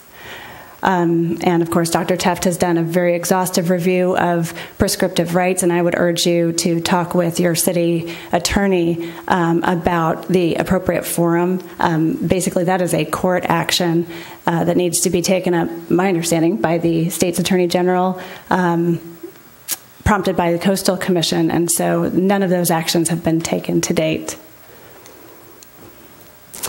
So here are some examples of very close beach access. 112 feet south, 195 feet south. And none of these are maintained trails. They are not maintained by the city. They're not maintained by property owners. They are not overgrown because the trails are used.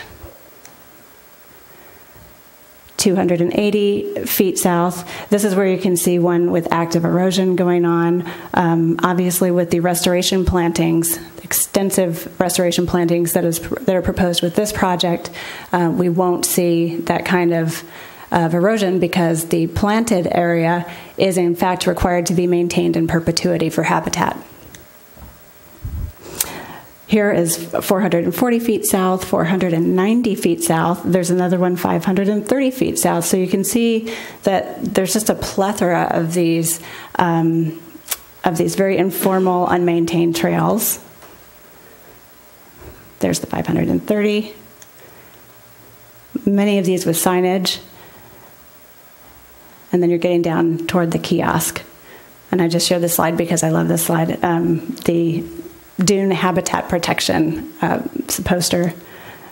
So in conclusion, we just ask the City Council to deny the appeals and affirm the Planning Commission's approval of the project and the mitigated declaration. Further, we'd ask that action be taken tonight. We understand that there is a likelihood of this being kicked up to the Coastal Commission, and we would like to keep the project moving forward if at all possible. Since I have a couple of minutes left, I'd also like to address some of the questions that I heard. In terms of ADA accessibility, again, I think that the closest we have in this area is down at the State Parks day use area. And then in terms of maintenance, if this trail is accepted by the city has every right to go in at any point in time in the future. And again, I think your city attorney will confirm this. If you feel the need to maintain it, to cut it back, to regrade 20 years from now, to do whatever you'd like to do. The proposed trail is in fact located in an area of cut, not fill, which makes it more stable, and will be surrounded again by these native restoration plantings, which have to be maintained. In terms of the lot merger question, the Fries, as I said, this has been a 2-year process. It's been much more time-consuming and expensive than they had anticipated. They've brought on some investors on the second lot, and therefore the title is different. There are 2 ownership groups. The Fries own Lot 1, and Parcel 2 is owned by a conglomeration of different people who are trying to help out.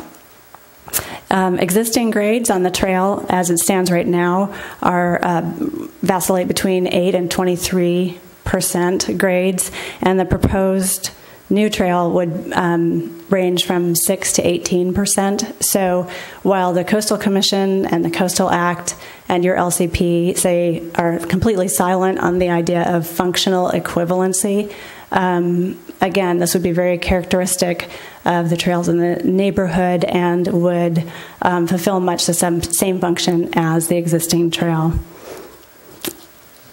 Let me see. Also, the construction of the trail as conditioned currently by staff is actually required prior to occupancy permit. So that means that the fear that this will never actually come to fruition, this will never actually happen, that's a fallacy. Again, the project has been conditioned so that the Fries cannot move into their home until this trail has been constructed.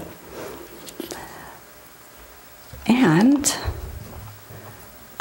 then the other question actually that I have for staff is that I, of course, pored over the mitigated negative declaration and did not see any reference in the historic resources section to any Army involvement, any World War II involvement. So my understanding per the adopted mitigated neg deck is that we don't have a historic resource here. And I'm available for any questions. Thank you. Thank you. Any questions for the applicant? To my left? Matt, Christine, John, Noah? You did say, I'm sorry, am I going this way? Yeah. You said left. Go ahead, Matt. Mm-hmm. You said left, right? Yeah. Okay, go ahead. And you said no. In terms of the width, Whitney, you had said it was 18 inches, and you had mentioned it was 24 inches. Do we have a discrepancy there, or? The plans show a 2-foot trail. 2 foot, so okay. The Planning Commission's direction to the applicant was to conceptually show the location of a coastal access trail on your plans. The understanding was that this is going to be an engineered, designed trail that's with plans submitted as part of a grading permit that will be approved to the satisfaction of the community development manager and the city engineer. So while it calls out a 2-foot trail, I don't think we had come to an exact trail width discussion, frankly. Okay, thank you. Oh, that was my only question. Thank you. Christine, then? John? Noah? Okay. I don't have any questions either. Thank you very much. Thank you. And I'd like to actually invite the applicant to make a very brief statement. Say hello to you all. Public comment at this point is open. Great. You can make a comment under the public comment.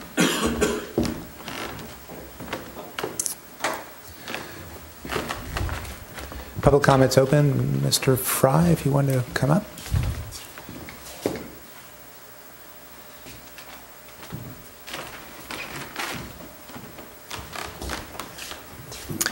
Good evening, City Council members and staff.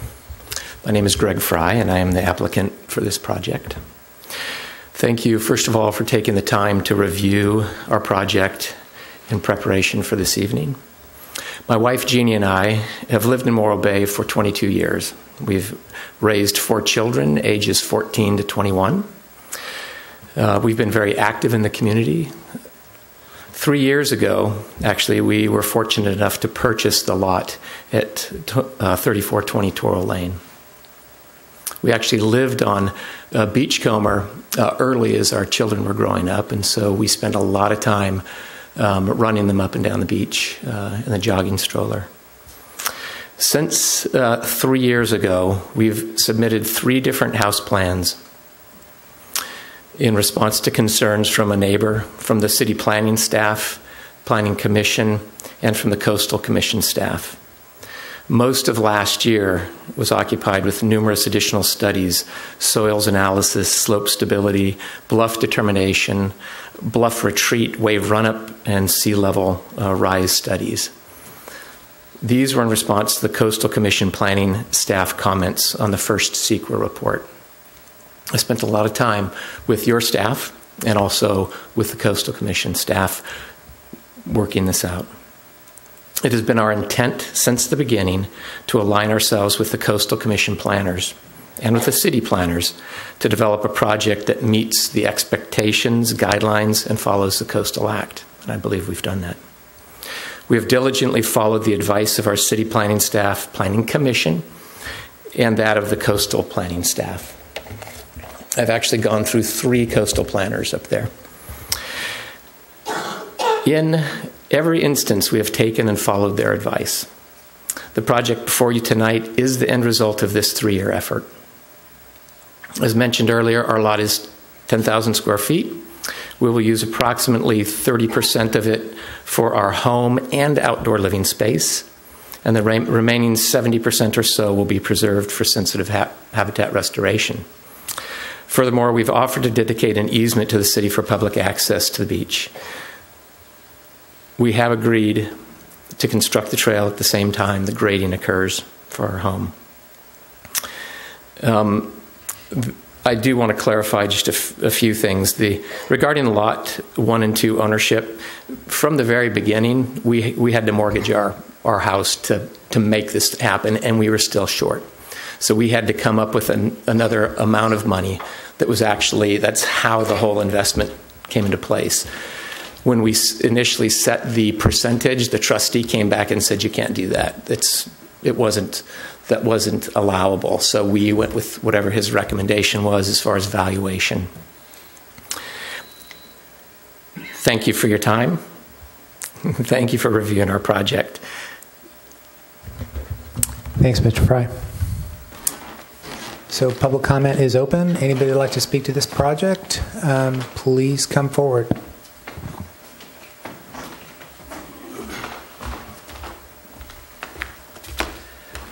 Good evening, everyone. My name is Danny Brebs. My family has lived here a long time, and I know a little bit about that trail.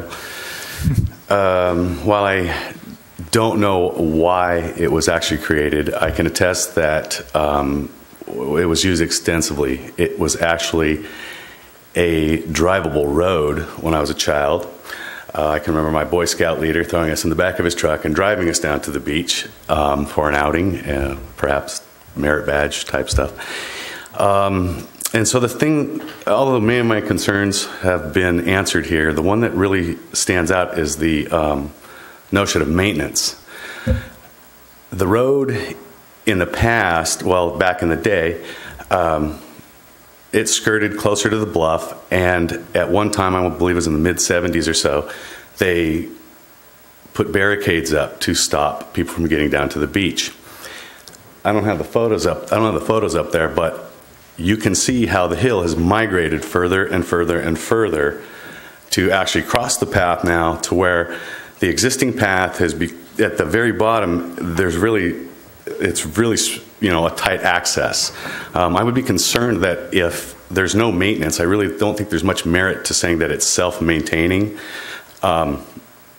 I think over time, it will push further and further into the spillway that's down below without maintenance. We use it quite often. It is the primary trail that I and my family take down there. 2 feet does not seem adequate for width. I'd say, you know, if they were going to put in a trail, it would have to be at least 3 feet, which was a common thoroughfare in construction. But anyways, I don't have much more to say than that, other than I think a maintenance issue should be involved in this. Otherwise, we could lose the trail completely. So that's all I have to say. Thank you. Thanks, Danny.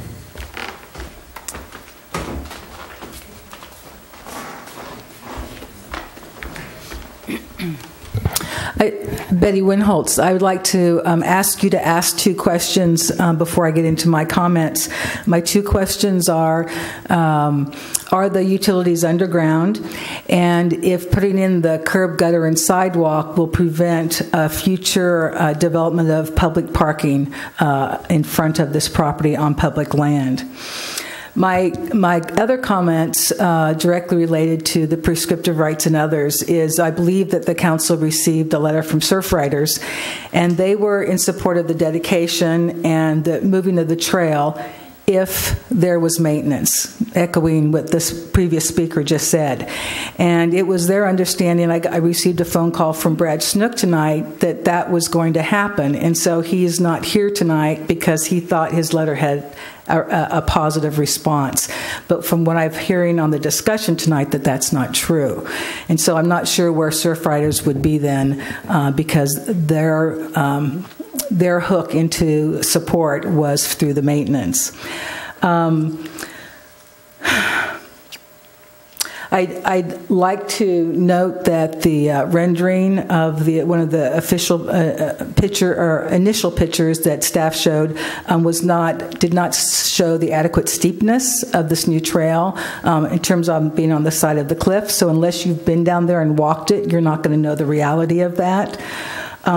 Personally, I think that council sometimes makes decisions on these hearings based on discretion, that things are coming to you and you can choose, well, it could be this or that.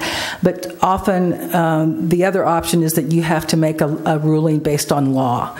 And one of the things that I believe that the council is required to do is, because there has not been a decision said about whether there is an actual prescriptive right here, but there seems evidence to that effect. When we were before the Planning Commission, coastal staff said it's the responsibility of the city to investigate that. And I've heard nothing about you doing that or your staff doing that. And that it's not up to the Attorney General, as the consultant said, it's up to the local body. And or a private person could take it to court as well, either way. I think it's important to note that the advice letter that you got from Coastal is from their staff and not from their commission, and that the two bodies don't always necessarily agree. I've asked those questions. I think the point about reinforcement for however this side trail might be made is a critical one, because Coastal does not allow reinforcement anymore, and which is a good thing. And I totally agree that this trail is going to wash away. I've used this trail. It's on the side of a hill that's already washing away, and I think that is the maintenance is like the key issue here. And so please address this as, is it functional in terms of the current use? And that's what function means. Will we have the same use if you move the trail? Thanks, Betty. Public comment is open for those who would like to come forward.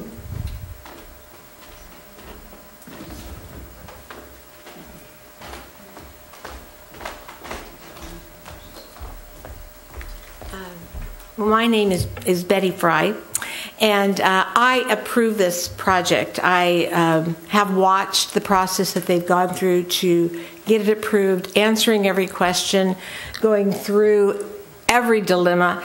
And one of the things I think is sort of strange, the path that walks down there right now, that existing path, it is very rutted, and it's full of holes, and I can't imagine it being safe. I mean, we're talking about thinking this is a nice, even little path. It isn't. There's holes and there's water where the water has dug it out and everything else. I don't know if you've walked down it, but that is the way the path is. So to think that it's this perfect little almost road where you go down to the thing, it's not that at all.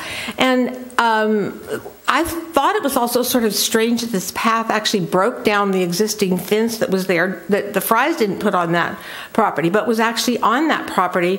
And that fence was actually broken down, and people made their way down the path. And someone else, is it okay to drive trucks on private property too? Is that, I mean, it's just kind of interesting. Yeah, if a truck did drive down that property, was that appropriate for a truck to drive down a piece of private property? So anyway, I approve this. I think they've done everything that they could possibly do to make it work, and I do hope that you approve it. Thank you. Thank you. Public comment is open. Please come forward.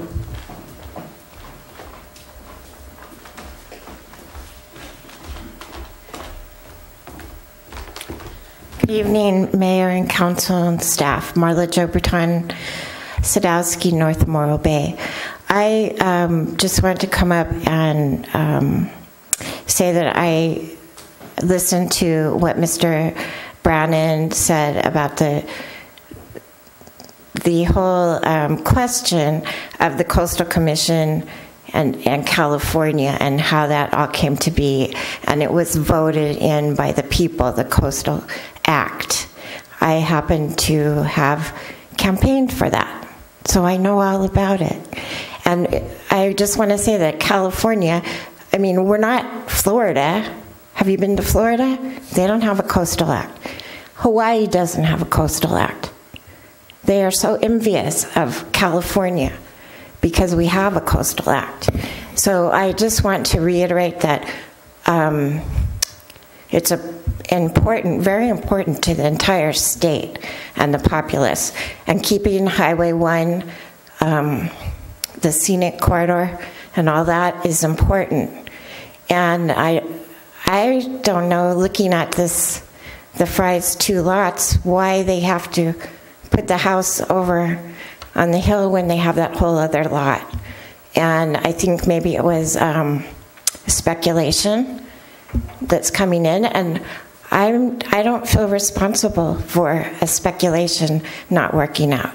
So, I mean, I feel for the people, but I think when they bought the property, they had to have known that this was a public access trail that had been used over and over the decades.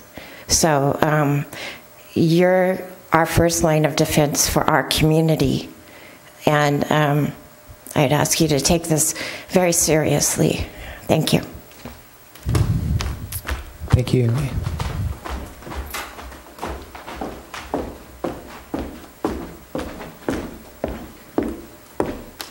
Good evening. My name is Laura Kogan. I'm a Morro Bay resident, and I just wanted to say that I approve of this project. I feel like it is sensible, and I feel like it's sensitive to the people, to the environment, and to the issues that the Frys have at hand. And so I just encourage you to approve this project.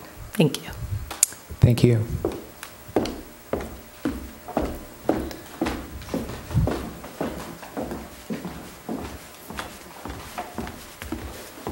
Good evening. I'm a Morro Bay resident. I live on Yerba Buena for 25 years, homeowner. And I would like to say that I think you should uphold the appeal.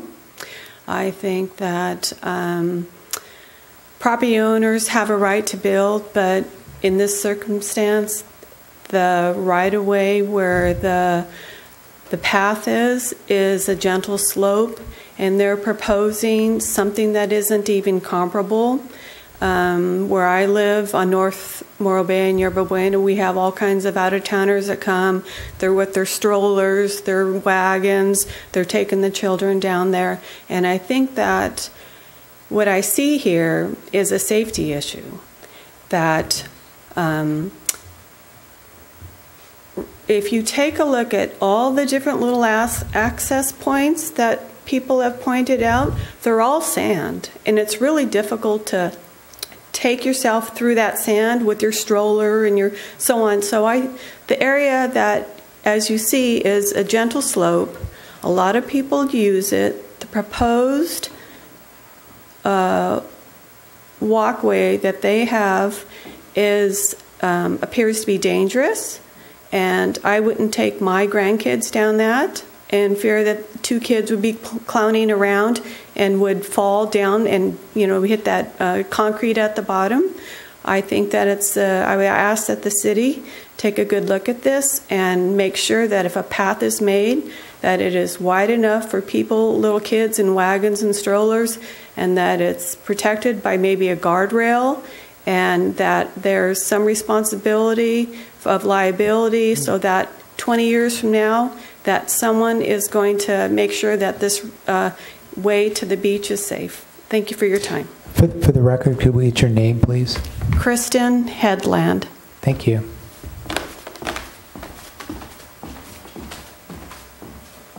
Anybody else for public comment?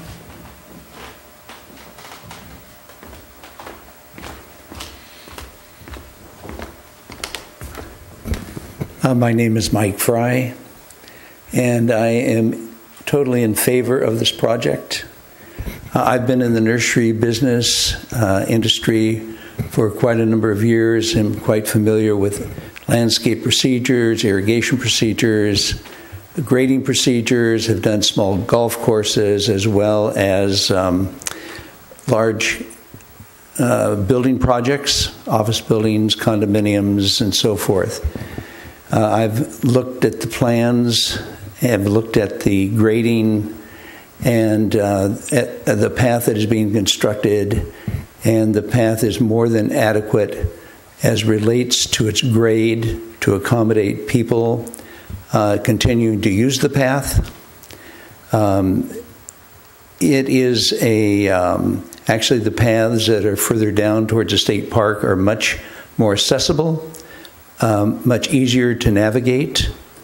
This path is in an eroded condition. The picture that was shown earlier indicating or looking like it was level, it's not that condition. That is the edge that is being shown. It is the longer distance actually to the beach, to the water, as relates to the other paths down by the state park. So it may be in the sense of somebody coming down Yerba Buena, that may seem to them to be the closest to the beach. It's not actually. And so to me, it would seem that even in putting in a new path, that would give the people that would like to use that direction that way access, continued access. Whereas if that's not something that they see as usable, then take one of the other paths that are much simpler and easier. Also, as relates to landscape materials and the types of material that would be used, most of them will be materials that will root in and grow. I would also take note that in the paths, I've walked every one of those paths. And what I do notice is that people walking paths generally keep the path clear. Now, if it was a very vigorous kind of a plant that was growing, it might retain or require some amount of pruning at some point. But in most cases, these are going to be mostly low types of prostrate kinds of plant material that root in and take care of soil erosion. So I appreciate your effort on this and would definitely also state that earlier there were numerous letters that were signed and sent. I have to ask you to conclude. Okay, yeah. Sorry. And that there are people here tonight, if you'd like to stand, if you're in support of this, that were able to come tonight. And there were many that just called and said, we can't come tonight. Thank you. Thank you. Thanks very much. Okay, public comment is still open. Anybody would like to speak to this, please come forward.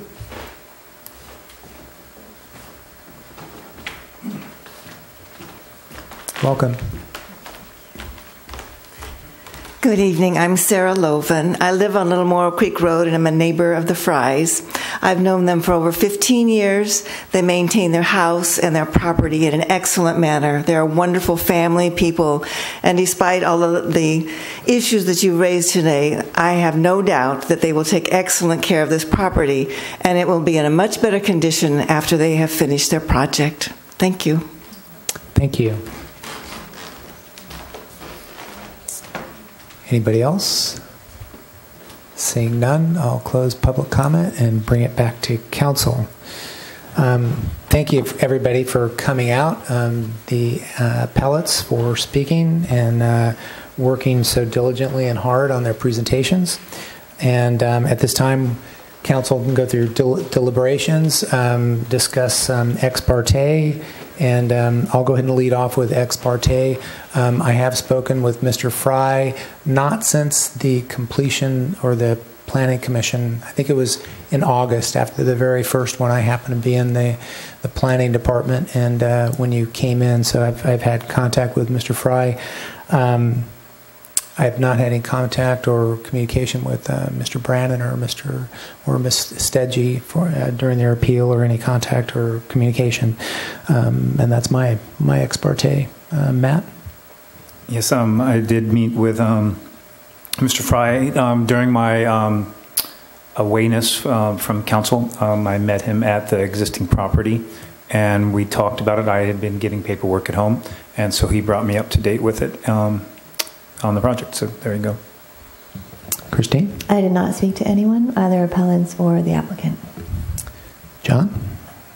I did not speak to either the applicant or the appellants. Noah? I did not speak to either the applicant or the appellants in this iteration of the project. Okay, great. All right, and with that, we'll open up for discussions and deliberations. Noah, you want to lead us off?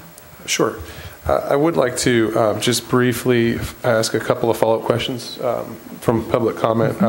One, if you could review the slope comparison. So it was mentioned, but as current the path is, and then what is proposed. Sure, I'd be glad to, and I'm going to, if you don't mind, just look at my plans to help you answer that question. Yeah, great, thank you. And then I'll follow up just with the public parking question related to curb and gutter. I'm not sure if that's something that you'd be able to answer, just to confirm that. There was a question regarding curb, gutter, cut, eliminating public parking was one of the questions, along with, are the utilities going to be underground? There will be a driveway approach that will have an encroachment permit for it. That will probably be 16 feet wide, 12 to 16 feet wide, that will take up that much curb space and remove that much public parking, as with all home developments that need to have a driveway approach. But the remainder of the curb would be continue to be available for parking? Yes.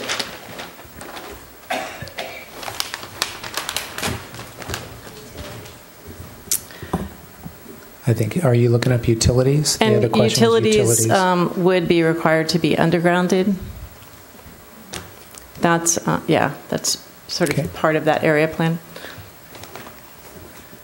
Okay, so I'm looking at the trails.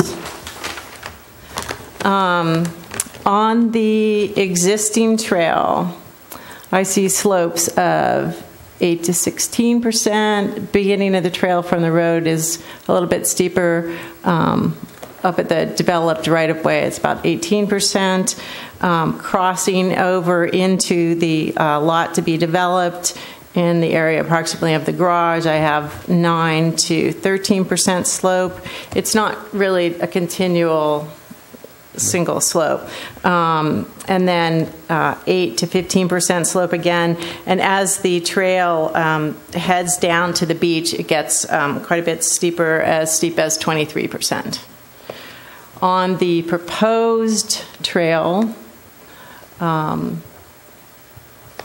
see, the steepness is primarily at the beginning, coming down from the developed right-of-way, so that's up to 18%. As it then crosses the hillside, it's actually fairly level trail, not more than 6 or 8%. And then it again joins into the existing trail, and it's like 15 to 23% down to the beach. So a good portion of the replacement trail actually would be less steep than the existing trail. But the entrance onto the new trail, because of where it would be to the north of the driveway, would be fairly steep. Okay, but not steeper than some portions of the existing trail. Okay, thank you. That was good information. Do you have any comments about prescriptive or prescribing a specific width to the path? Getting more detailed on that as part of a condition? We certainly could add a little more detail to the condition that way. And I don't think 3 feet would be, that seems like a reasonable width to accommodate, just kind of a generally single file trail. I would note that there was the concern about not having to construct something that Coastal Commission would consider like shoreline revetment structures or something. So I can work on that. Okay. It'd be interesting to hear a comment from the applicant, knowing that they've had the most involvement with their engineer on that one item. But I'll leave that to you maybe as we close, if there seems to be support for a 3-foot specific condition. So I'll just, with my comments, quickly summarize what I see to have been a very thoughtful and thorough and responsive effort on the part of the applicant. This has been going on for quite a while, and I'll note that the applicant's done a considerable amount of work to build in a plan that addresses the habitat and environmental restoration component, the accessibility component, and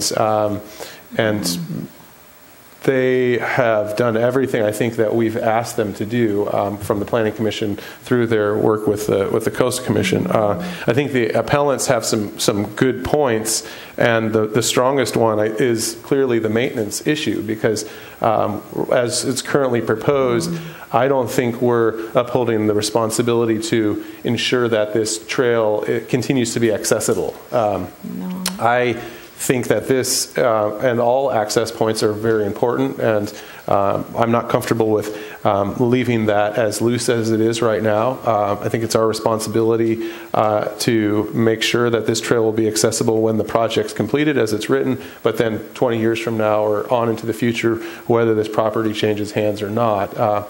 I'm open for suggestions from staff as to whether that's the responsibility the city takes on, or the best way to structure that to protect the city, but the bottom line is to make sure that this is accessible in the future. So that's the bottom line for me. I'll note that the concern about prescriptive rights and access probably has some merit, but if this is addressed adequately, as I hope it would be with a maintenance elements or program, it addresses that, and it may not be perfect in some people's eyes, but there are many access points, and I'd be willing to support it with that sort of adjustment. I think the coastal access signage is important because it is somewhat intimidating for people to use a trail that goes so close to a home, even if it is historically used.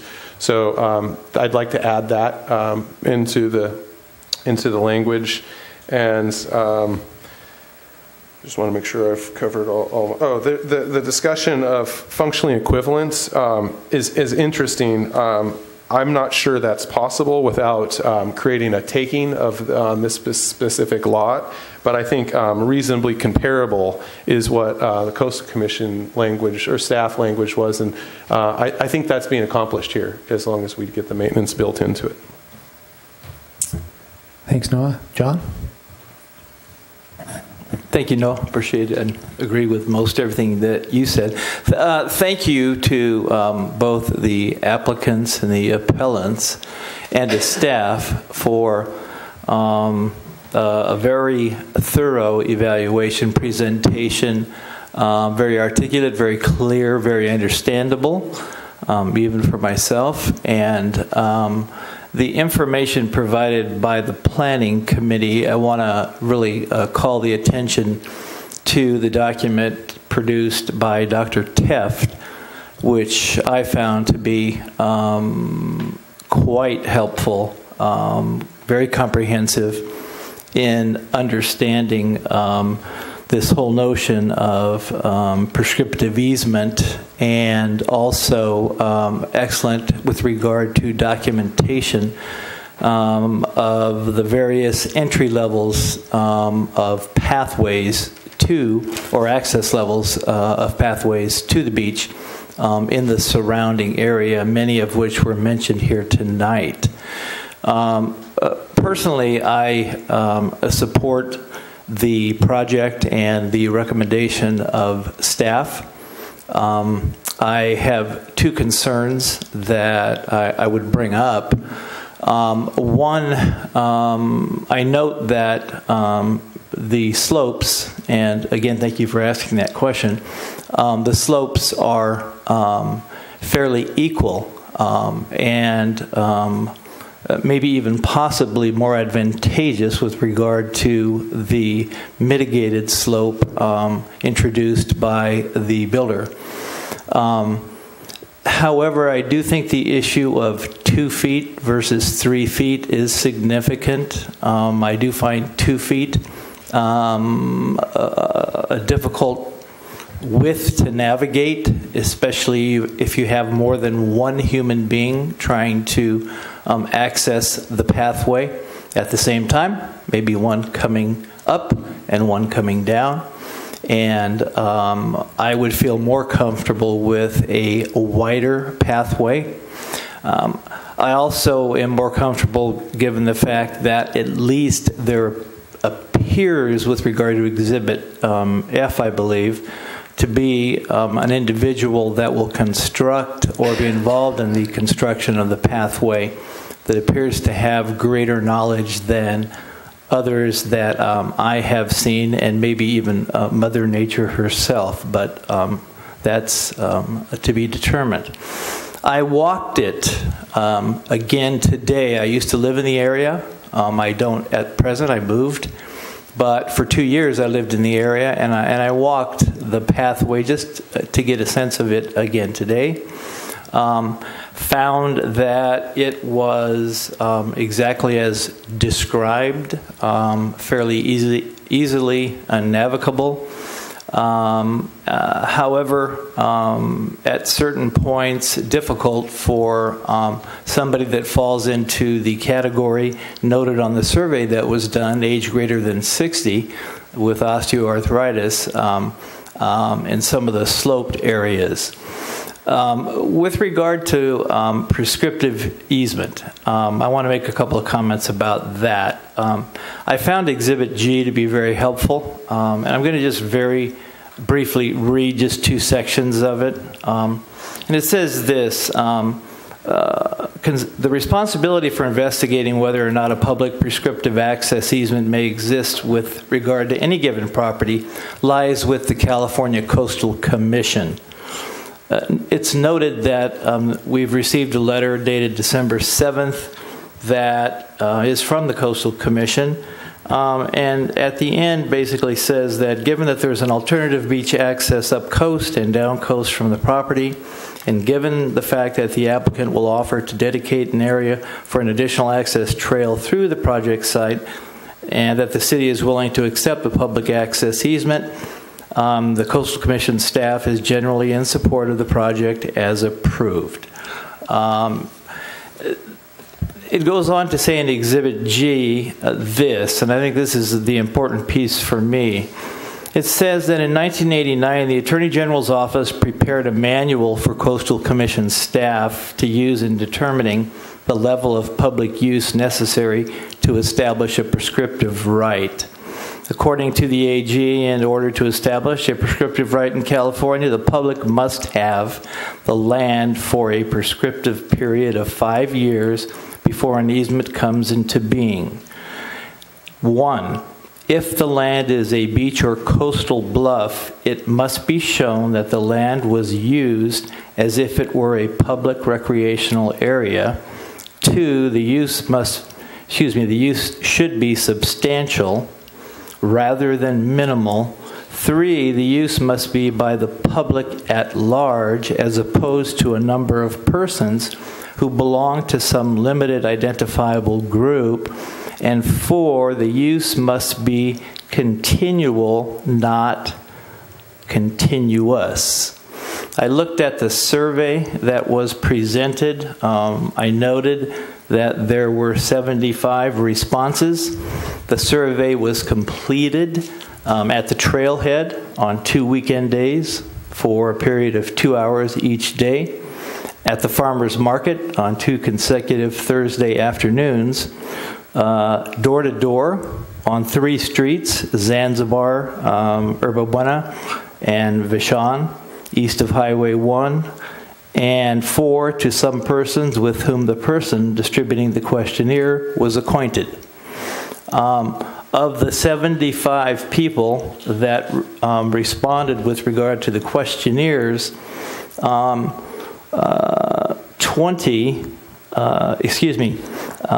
there were 3 age 20 and under, which meant to me, at least with this small sample, that hardly any children or kids use or will use this access area.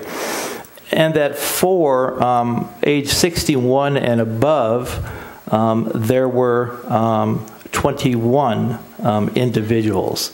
I would suggest that 75 questionnaires during the time period that the questionnaires were collected. Obviously, it's not statistically significant, but helpful in determining maybe usage patterns. And given that, my sense is that, 1, with regard to the Attorney General's interpretation, this does not meet the standard for prescriptive easement survey, given the fact that it is not used continually, and that it is not used substantially. I also will call note to Exhibit G by the Planning Commission that indicates there are a significant number of other access sites that, in my interpretation and in the interpretation of the writer, Dr. Teft, appear to be safer and more appropriate access entry points for the age groups that were mentioned by the appellants. And so with that, I would, again, in summary, support the staff recommendation with the expansion of the trailhead from 2 to 3 feet. That would be my comment. Thank you. Thank you. Matt?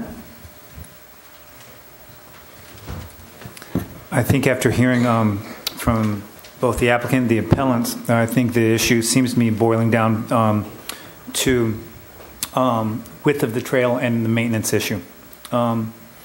And I agree that the trail, if we could find a way of making it larger, I think that's one of the keys. And then the maintenance, that's a big one too, because that is going to be interesting to see that go ahead. The due diligence that both the applicant and the appellant have done is really incredible, and that really speaks to the passion that both sides and parties have for Morro Bay, and that's really impressive. And the reason I say that is because I think both groups are trying to find a happy medium. And so I agree with Noah, you're saying continued access and making it equitable in terms of the number of people from age and down to people with children having access to that point for a long time with my own kids. So I think if we can work that into the maintenance issue, somehow come up with some sort of way to do that, and I don't know how that is, and then the width of the trail, those are my only issues. I'd be willing to support the project. Christine. Hey, I was going to ask a quick question to staff before I begin. Absolutely. So we're referencing Mr. Taft is the chair, just so people are kind of aware, he's the chairperson of the Planning Commission. And he just took it upon himself, correct, to expand upon the topic. But he is in no way a planner, or just, could you give me his background? Is he a city planner, or is he's just somebody who is like an extra super volunteer? In his role. He's not. He's the chair of the Planning Commission, appointed by the City Council, and so he was looking at this issue. It kind of struck a chord with him, and he's fairly big into analysis of the available information that's out there. This is actually information that we can all go out and look at because it's out there physically in the environment, and that's kind of the tack that he took. He also, researched, the prescriptive easement issue. There's a lot of information he got online that way, and there's a lot of information available that's out there. But I mean, that was essentially the tack that he took because it was point and center of a lot of the discussion that was happening surrounding this project. So that's where that came from. And he's, so he prepared the report, and he was already assembling the information and using it himself. He thought it might be useful for others to be able to use as well. I would tend to agree with him because it was pretty good information that he was able to assemble. Yeah, absolutely. I think if there's an opening in the planning department, he'll probably leave me behind. Well, he's certainly okay. I just wanted to clarify that's because we keep referencing it, but I wanted to be sure that it was an addendum, really, to the staff report, but a little bit separate from that. Okay. I did watch the Planning Commission deliberations in October recently, and I was really impressed with the seriousness of our Planning Commission. And again, as I mentioned earlier, there were multiple suggestions they made on this project. It really wasn't just they were focusing on simply the trail. And I appreciate that at the end of the hearing, or near the end of public comment, that the property owner, Mr. Fry, did come forward and compliment the Planning Commission as well as our city staff for creating what, these are his words, I'm paraphrasing, to what created a better project in his opinion. So I don't think we often see, that kind of, I guess, feeling, it was a feeling he expressed about a process that was certainly very long and challenging as well. So I think that I'm impressed by our Planning Commission and wanted to compliment them on all the work that they did, and also appreciate that other people are willing to compliment them, and appreciate the property owner for taking the time to say that to the Planning Commission and to our staff. So I also think that our appellants made solid arguments and articulated them well. It's always good to get a refresher on the Coastal Act and a reminder of what even a small city like Morro Bay, how the responsibility we have here is rather great, especially when virtually all of our land touches the water in some way here. So I'm just really happy we have such a well-educated community and people are willing to be civically engaged. Some things that I'm going to now launch into, the coastal access signage, I would support that. But when we're talking about the trail, width of the trail, what I've learned with dealing with the Coastal Commission, just from my position here the last several years, is I really do defer to what is reasonable and also what is permittable by the Coastal Commission. So I think we really do need to establish that before we say 3 feet is what we want. But if it then spins a whole other web, I'm not sure that would get us to where we ultimately need to be, which is maximizing the trail width that is possible within the constraints of developing in the coastal zone. So I'm just really saying that back to my colleagues, but what's reasonable and ultimately permittable by coastal. So I wouldn't want us to condition something that's just unreasonable. I am willing to discuss maintenance options, but I am conscious of, recently we have discussed up here renewed review of liability that the city has. We just found out recently that we don't have as much latitude as perhaps we wished we had with placing a stop sign at a corner, even if we have 250 residents who are willing to sign a petition for that and pay for the installation. We have had to pull back on some of those decisions that we thought we could make liberally in our community, but are unable to do so based on assumed, expert analysis of risk. So I would want to hear from the city attorney if we are going to take on the maintenance of a trail, just exactly what does that mean for us in terms of the risk? Because right now we're all using the trail, anyone who's using it, and there's no trail maintenance. And that trail could be gone tomorrow if we have, an earthquake or an excessive other natural disaster, or if somebody, actually drives a car off by accident this time, not with the Boy Scout troop in it, which I hope your Scout leader wasn't watching this evening. He probably had a little heart attack there. But the big reveal on that. But I think that ultimately, folks who are describing their use of the trail are walking down an unmaintained trail. And there's no plan anywhere in the city that we were even probably never really thought about that trail very often. So we're putting in a trail, we're accepting a trail that I guess philosophically, are we 100% sure that we want the trail? There was a tiny bit of conversation at the Planning Commission about whether or not the trail was warranted based on the other access points. So when you listen to the deliberations of the Planning Commission, they said, and the applicant, everyone was really willing to meet the community in the compromise position by putting the trail in. But realistically, there was somewhat of a conversation about whether or not the property owner really does need to put in the trail. So I guess I understand the commitment on the level of the property owner to put the trail in. I think that's a benefit to the community to hear that trail will be going in. I just think it's also our responsibility to safeguard the community, and if we're just really clear and have an open-eyed view of what the liability of further maintenance would be, I would like to hear a response back from city attorney and staff on that. And then prescriptive rights, I think that needs to be established outside the city of Morro Bay, not by this body, but I would just like to have that once get confirmed, even if we wanted to say tonight that there would or wouldn't be a prescriptive right. It's not necessarily something that the city could make a determination on. The last thing I will say is I do live in this neighborhood, and when I moved in there, I had a small child. He's since a little bit bigger, but I'll just kind of say for the record that if I had mobility issues, that would be the last place I would enter the zone, the beach zone. And, I also do see people who live in either permanently living here or also vacationing. And, certainly people will park or walk, and they will access the beach almost anywhere. There are several trails that are definitely steeper than the one that's there, but the one that is there that we're discussing tonight, I actually choose not to use it.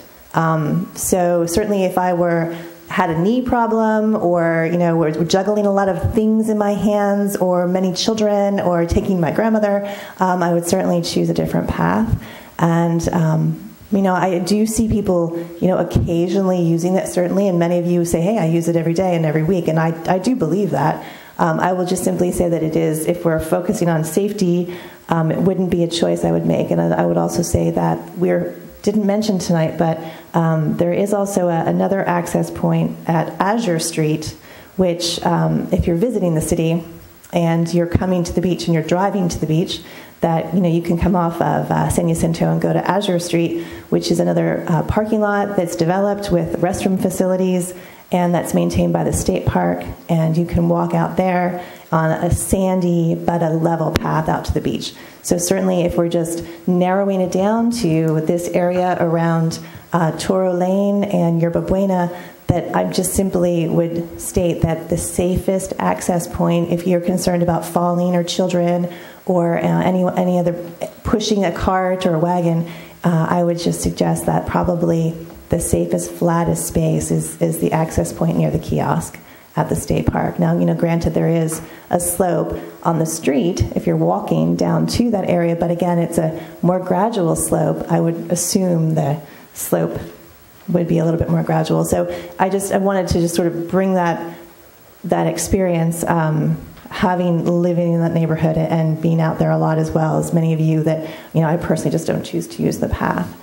And basically it's because it's just a little bit unstable, and in this way, perhaps if we do decide to create the path, which it sounds like we're going in that direction, that it may very well be an improvement to what is there. So just wanted to hear a little bit more from staff about maintenance options, and then also about the liability in regard to that, and then also what would be permittable by coastal. Thank you very much. Thanks for the good conversation. All right. Thanks, everybody, for your comments. Nancy Castle, if I have some PowerPoint, to show up. I think there she goes. Okay. So first of all, I just wanted to say thanks to the appellants for their diligent work on for their appeal and their comments. The applicant, I know they have been working through this for a long time, and staff, obviously, through all the comments, we understand all the work that's taken place with this, including the work from our planning commission. Mr. Brannon talked about the Coastal Act at length, and I will say, as an advocate for the Coastal Act, we should be grateful for that, because as a result, we have some of the beautiful coastlines that are protected as a result of that. Not only that, but there's two purposes. One is access, and the other is environmental preservation and protection. And those are the two things that involve this particular lot and project. Originally, the project was proposed where the esh was restored. So it removed the trail, and it was strictly esh restoration. And that was met with some communication that wasn't really favorable. And so with comments from the public and planning commission, I believe the applicant decided to move forward with the trail as well. When my slide comes up, I'll go through some of my comments. I'm having trouble with your file. Yeah. But as we go through this, I think first of all, are we in conforming with the Coastal Act and our LCP? And actually, the first staff recommendation, the project, their recommendation was it met both our LCP and the Coastal Act without the trail, just in restoring the esh, which speaks to, and it's in our staff report, which speaks to the environmental protections. And then, of course, now we're trying to combine two.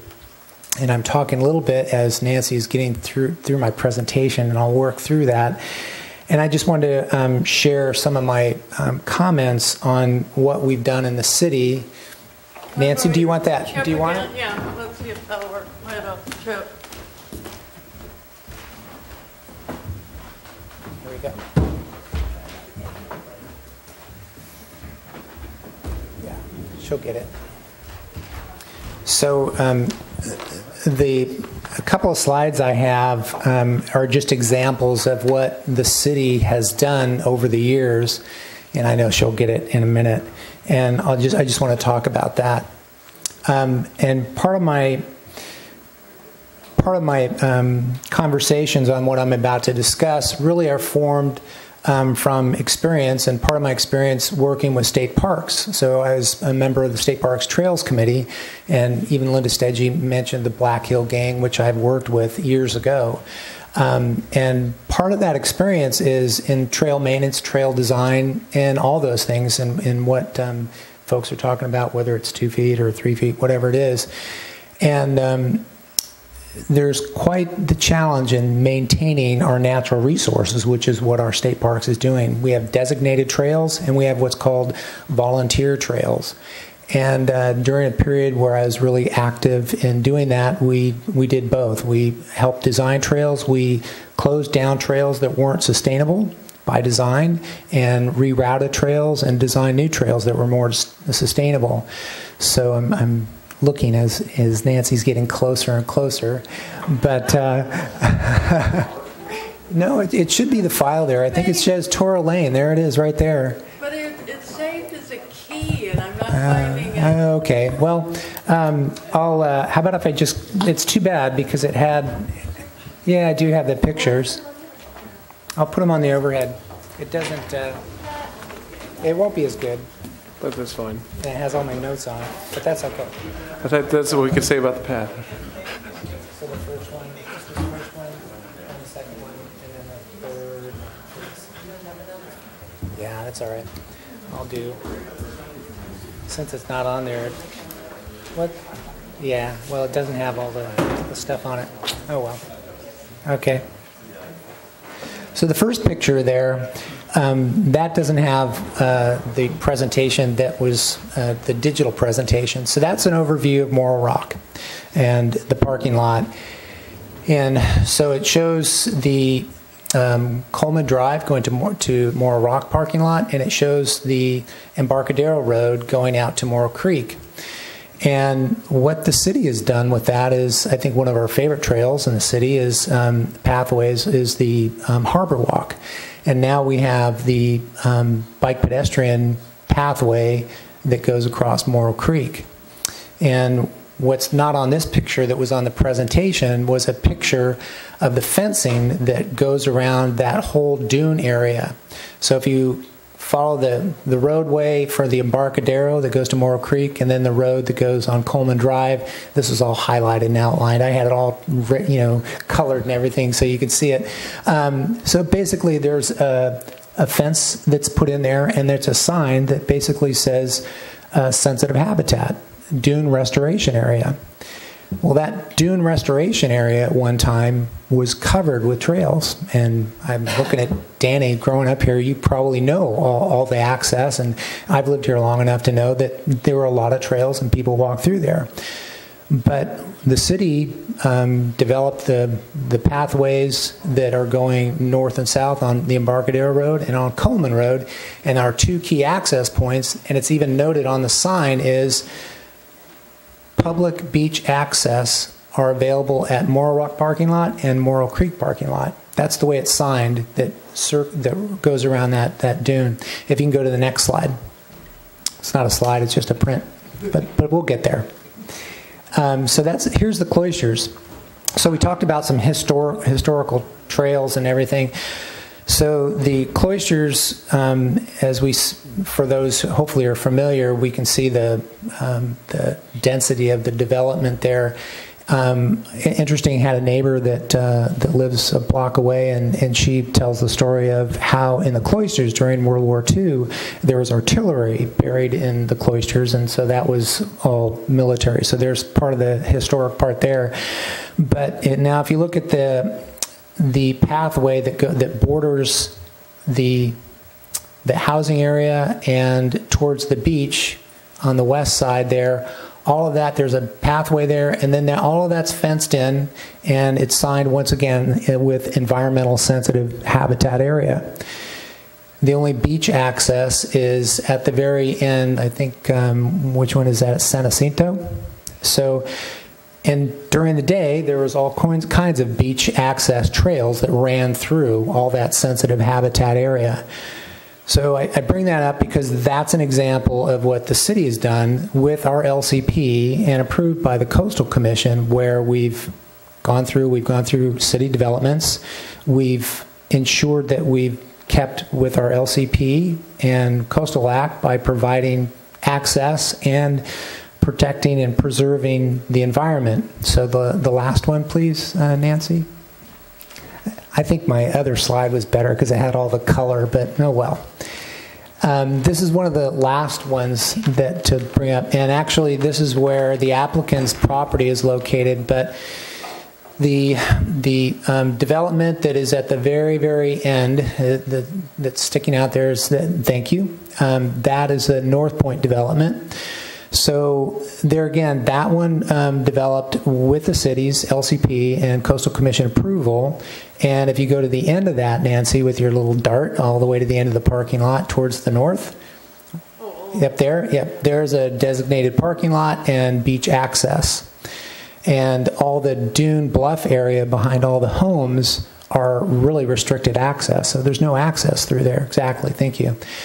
So when you get to, and I had one more, but that's okay. You'll get the idea. So you get to the applicant's property, which, Nancy, do you know where it is right there? Thank you. So there's the applicant's property where we're discussing access. And there's access up in North Point in the parking lot that we pointed to, and then there's access down below, and then the study that Dr. Teft did that identifies all the different access points. So, the thoughtful part of this are we keeping true to the Coastal Act and our LCP? And in both cases, without the trail, as it was originally proposed, where it was just restoring the esh, staff recommendation, and what I understand, there was some conversation with coastal staff that said it meets all the criteria. Through the process in the city, through public comment and planning commission, there was the desire to maintain the trail. And from my experience and appreciation for the Coastal Act and the LCP and what we've been doing, I just wanted to point out those examples of what we've done. But as much as I support what the applicant has done, I don't support the appeal, and I really don't support what the applicants brought forward in this iteration. I think, for the record, I feel it would probably go to the Coastal Commission, but for the record, I feel that the better project is restoring the esh and having the esh habitat restored, and having the coastal and having the public access where they are pointed out. The trail, though achievable to a certain degree, I think it's going to be more problematic in the future than it will if we just establish the esh as it should be and restore that habitat, and then we have the access that what we identified 20. Scott, you probably identified a little bit more the other access points there. I totally appreciate all the public comment and the surveys and their desire to maintain that trail, but I'm just sharing my position on it, and I think the rest of council will have made their discussions as well. But I just, for the record, I just wanted to share some thought on why I don't support the project as presented. I would support the project with the esh as presented in its first iteration, if that makes sense. I think that the trail is going to be more problematic, and I believe access and restoration of the habitat meets our LCP and our Coastal Act, and those are my comments.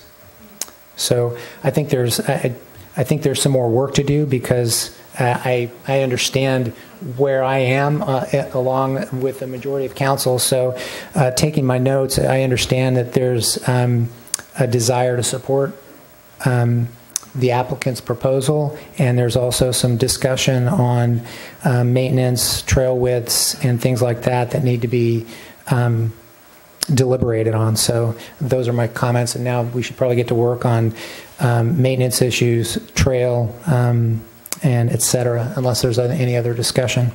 And I'll look to Noah to start off, since we moved that way to begin with. Mr. Mayor, if I may, yes. There were also two questions that were asked that I think are legal questions that maybe I can give the response to. Great, thank you. Discussion. Yep, thank you. Thanks, the Joe. two legal questions I heard were something about prescriptive easement and something about potential city liability and regarding maintenance. With regard to the prescriptive easement, that's definitely a court determination. The city council could, if you wanted, direct me to file a lawsuit to have a court determine that, or as was stated, the AG, the Attorney General, through the Coastal Act could do the same thing, or any private individual could take that action to court. But I think that's a decision for a court, not you to make. Your decision would be to direct me to go to court. But I'm not recommending that. I'm just saying that's how that would be resolved. With regard to the maintenance and liability issues, actually, the city is more protected by having a natural trail than having a maintained trail, because there's a specific statute that grants the city immunity from liability for a undeveloped trail, if you will. So that's the major reason why I, in giving advice to your planning staff, said the city shouldn't take the maintenance obligation. That doesn't mean you can't take the maintenance obligation if you want. You certainly can do that, but just understand that you're taking that, and once you start maintaining it, if you don't maintain it and someone gets injured, that's a potential liability problem. Okay, thanks, Joe. Noah? So just to follow up on that last point, if it's a natural undeveloped trail, it's a trail that's constructed, though, as proposed. But it's going to be in a natural state. So in a natural state. So then how do you guard against the potential future blockage or unpassability of that trail? You decide that if you want the city to take the obligation to maintain it, you direct the staff to have the city maintain it, and you take the potential liability of someone later suing because they don't think you maintained it properly. Well, is there another option that's more creative for utilizing a volunteer third party or the applicant themselves? Certainly you could add a condition to the development approval that requires the applicant to maintain it.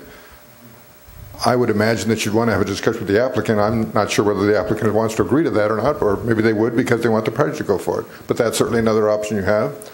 I'm not sure how to structure. I suppose you could add a condition that everyone has to work in their best efforts to get a third-party nonprofit to maintain the property.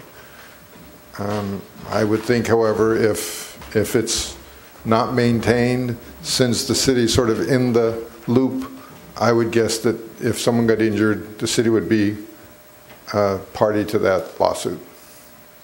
So if the applicant accepts the maintenance, they accept the liability inherently, or is there a way around that too? My recommendation to you would be if you put a requirement of the applicant to maintain it, that we include language in the conditions of approval that say, and they'll indemnify you if they don't maintain it well. And that means they accept the responsibility and liability. Correct.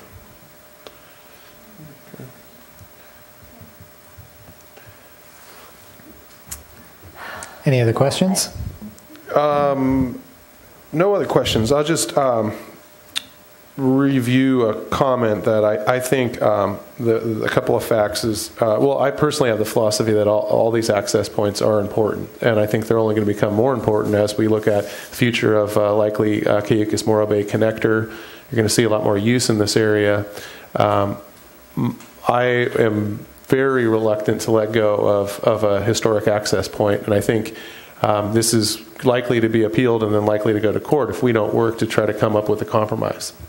That's what I see the proposal working towards, and I have no doubts. I think it was backed up by the survey that was done about access, but I have multiple pictures and opportunities to see that trail being used extensively. So I just see a substantial use, and the project impacts the trail, but it's also proposing a solution. So I'd like to work a little harder to come up with a way to just ensure that the accessibility is maintained. And I use the word maintain not in terms of the liability side, but just how can we help ensure that there's access, public access through that corridor into the future? That's my number one hope. Okay. I know that that we need to work through that, and that's what we need to do. So I've made my comments on that. So we need to work through that, and we can do that. John? So sorry to interrupt. So just to make sure, what we've got on the table, and just looking at my notes, Noah, I've got comments about maintenance is an issue, and we need to figure out how we can do that, because that's what I get from. I have maintenance issue from Noah, John, Matt, and Christine. So that's a discussion that needs to be worked through. Signage, there's some agreement on it, the access signage being there. Trail width was another comment on that, and I think we took care of prescriptive right. And the other comment to trail width was reasonable and permittable. Maintenance item options and liability. That's where we're at, is maintenance options, trail width, reasonable and permittable. And we need to wrap our heads around if that's what is the majority of council is working towards to condition this project. And that's what we need to figure out. If I could, maybe using the word maintain access maintain trail use is confusing. Access might be a clearer way to talk about this. Accessible public trail. That's the main key. I'm not necessarily. I don't think that we have to have a maintenance plan. Okay. May I ask a process question? Yep, sure. Could we maybe make some headway if it sounds to me like there may be agreement that we want to perhaps 5-0 deny the appeals, both of the appeals? Should we complete that? That's a good start. And then should we, then try to move on rather than accomplish something? Yep, that'd be a good start. Okay. So if you want to make a motion to deny the appeals, we will look forward for a second. Sure. So, Mr. Mayor, if I may. Well, we'll see. If the denial is going to be contingent on certain other things happening, then I would recommend you not deny it without those conditions, because once you deny it, you're done. Okay. Okay, good. Okay, great. Then we'll just chit-chat about it some more. Okay, so going back, trail width, maintenance options, the signage, it seems like that's probably the easiest one. Mr. Mayor, with regard to maintenance, I feel one of my obligations is if I have a thought to share it with you. I'm not a sixth councilperson, but maybe it's additional information you may want to take into consideration. Councilmember Smuckler was saying that what he wants to do is be able to have us retain what historically was there. What historically was there was a non-maintained trail. So if you literally want to maintain what was historically there, you'd be keeping a non-maintained trail. And retaining the public access to a non-maintained trail.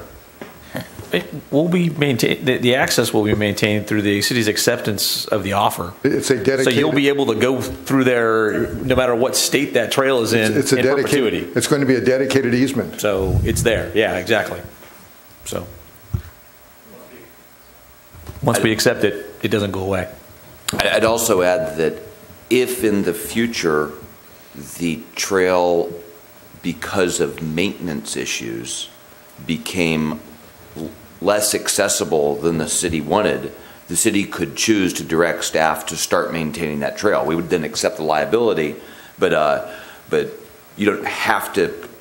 You would have the option in the future to, as Scott just said, there will always be accessibility there because it's dedicated in the project. If for some reason, as several of you have indicated a concern, the city or the trail, because of use, because of erosion, because of something, became not as accessible as we wanted it to be, then you could tell staff to go start maintaining that trail. Okay, if I could then, there was a suggestion earlier about in condition number 15 to add language that landscaping shall not obstruct public access on trail. that could be very helpful in preserving the accessibility. Do we want to ask the applicant to comment in regards to a specific width of the trail? If council wants to ask the applicant to come up and talk, and pardon me? Maybe we could get staff response to that first. I'm not sure they've had a chance to respond to what they think is permittable, and then we could also ask them what is reasonable upon the applicant to take the risk for what may or may not be permittable.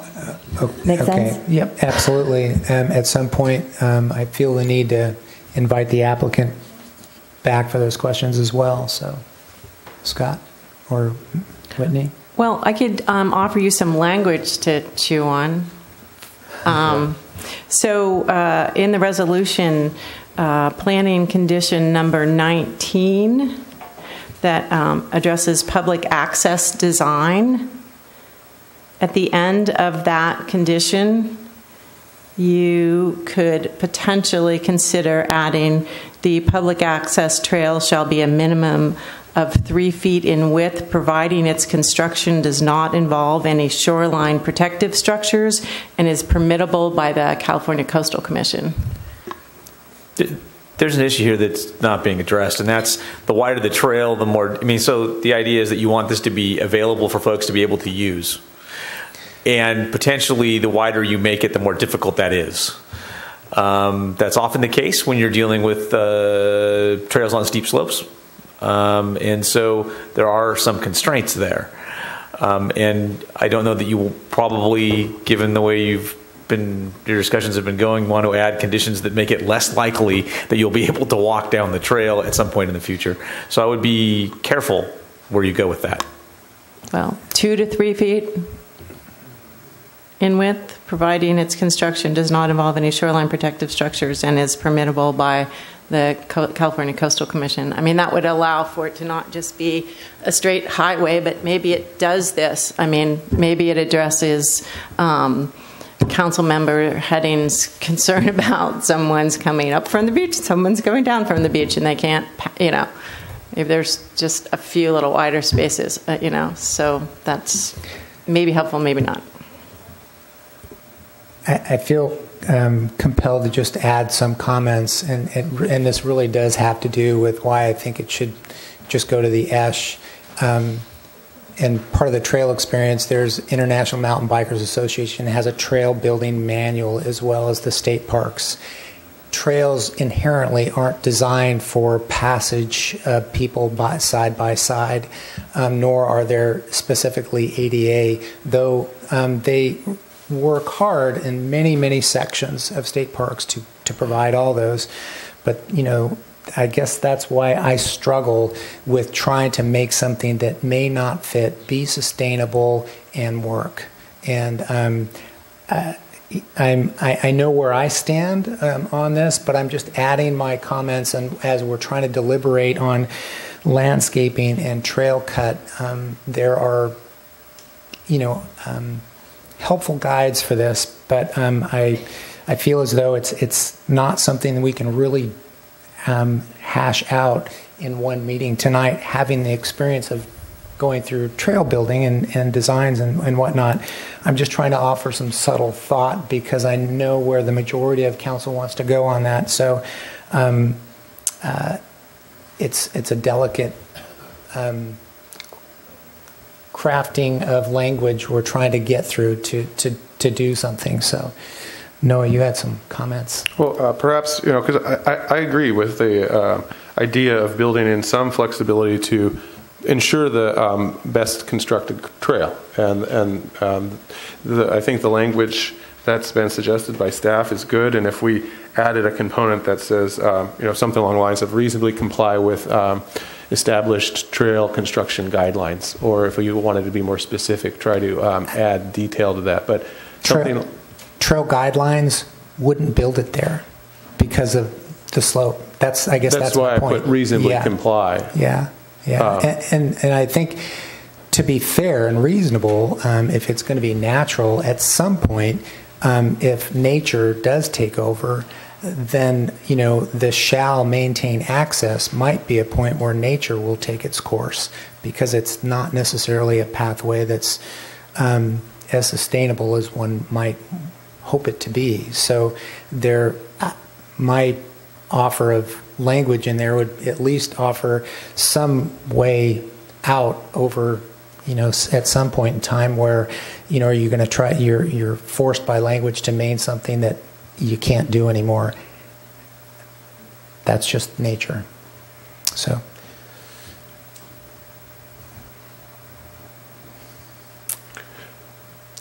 Any other?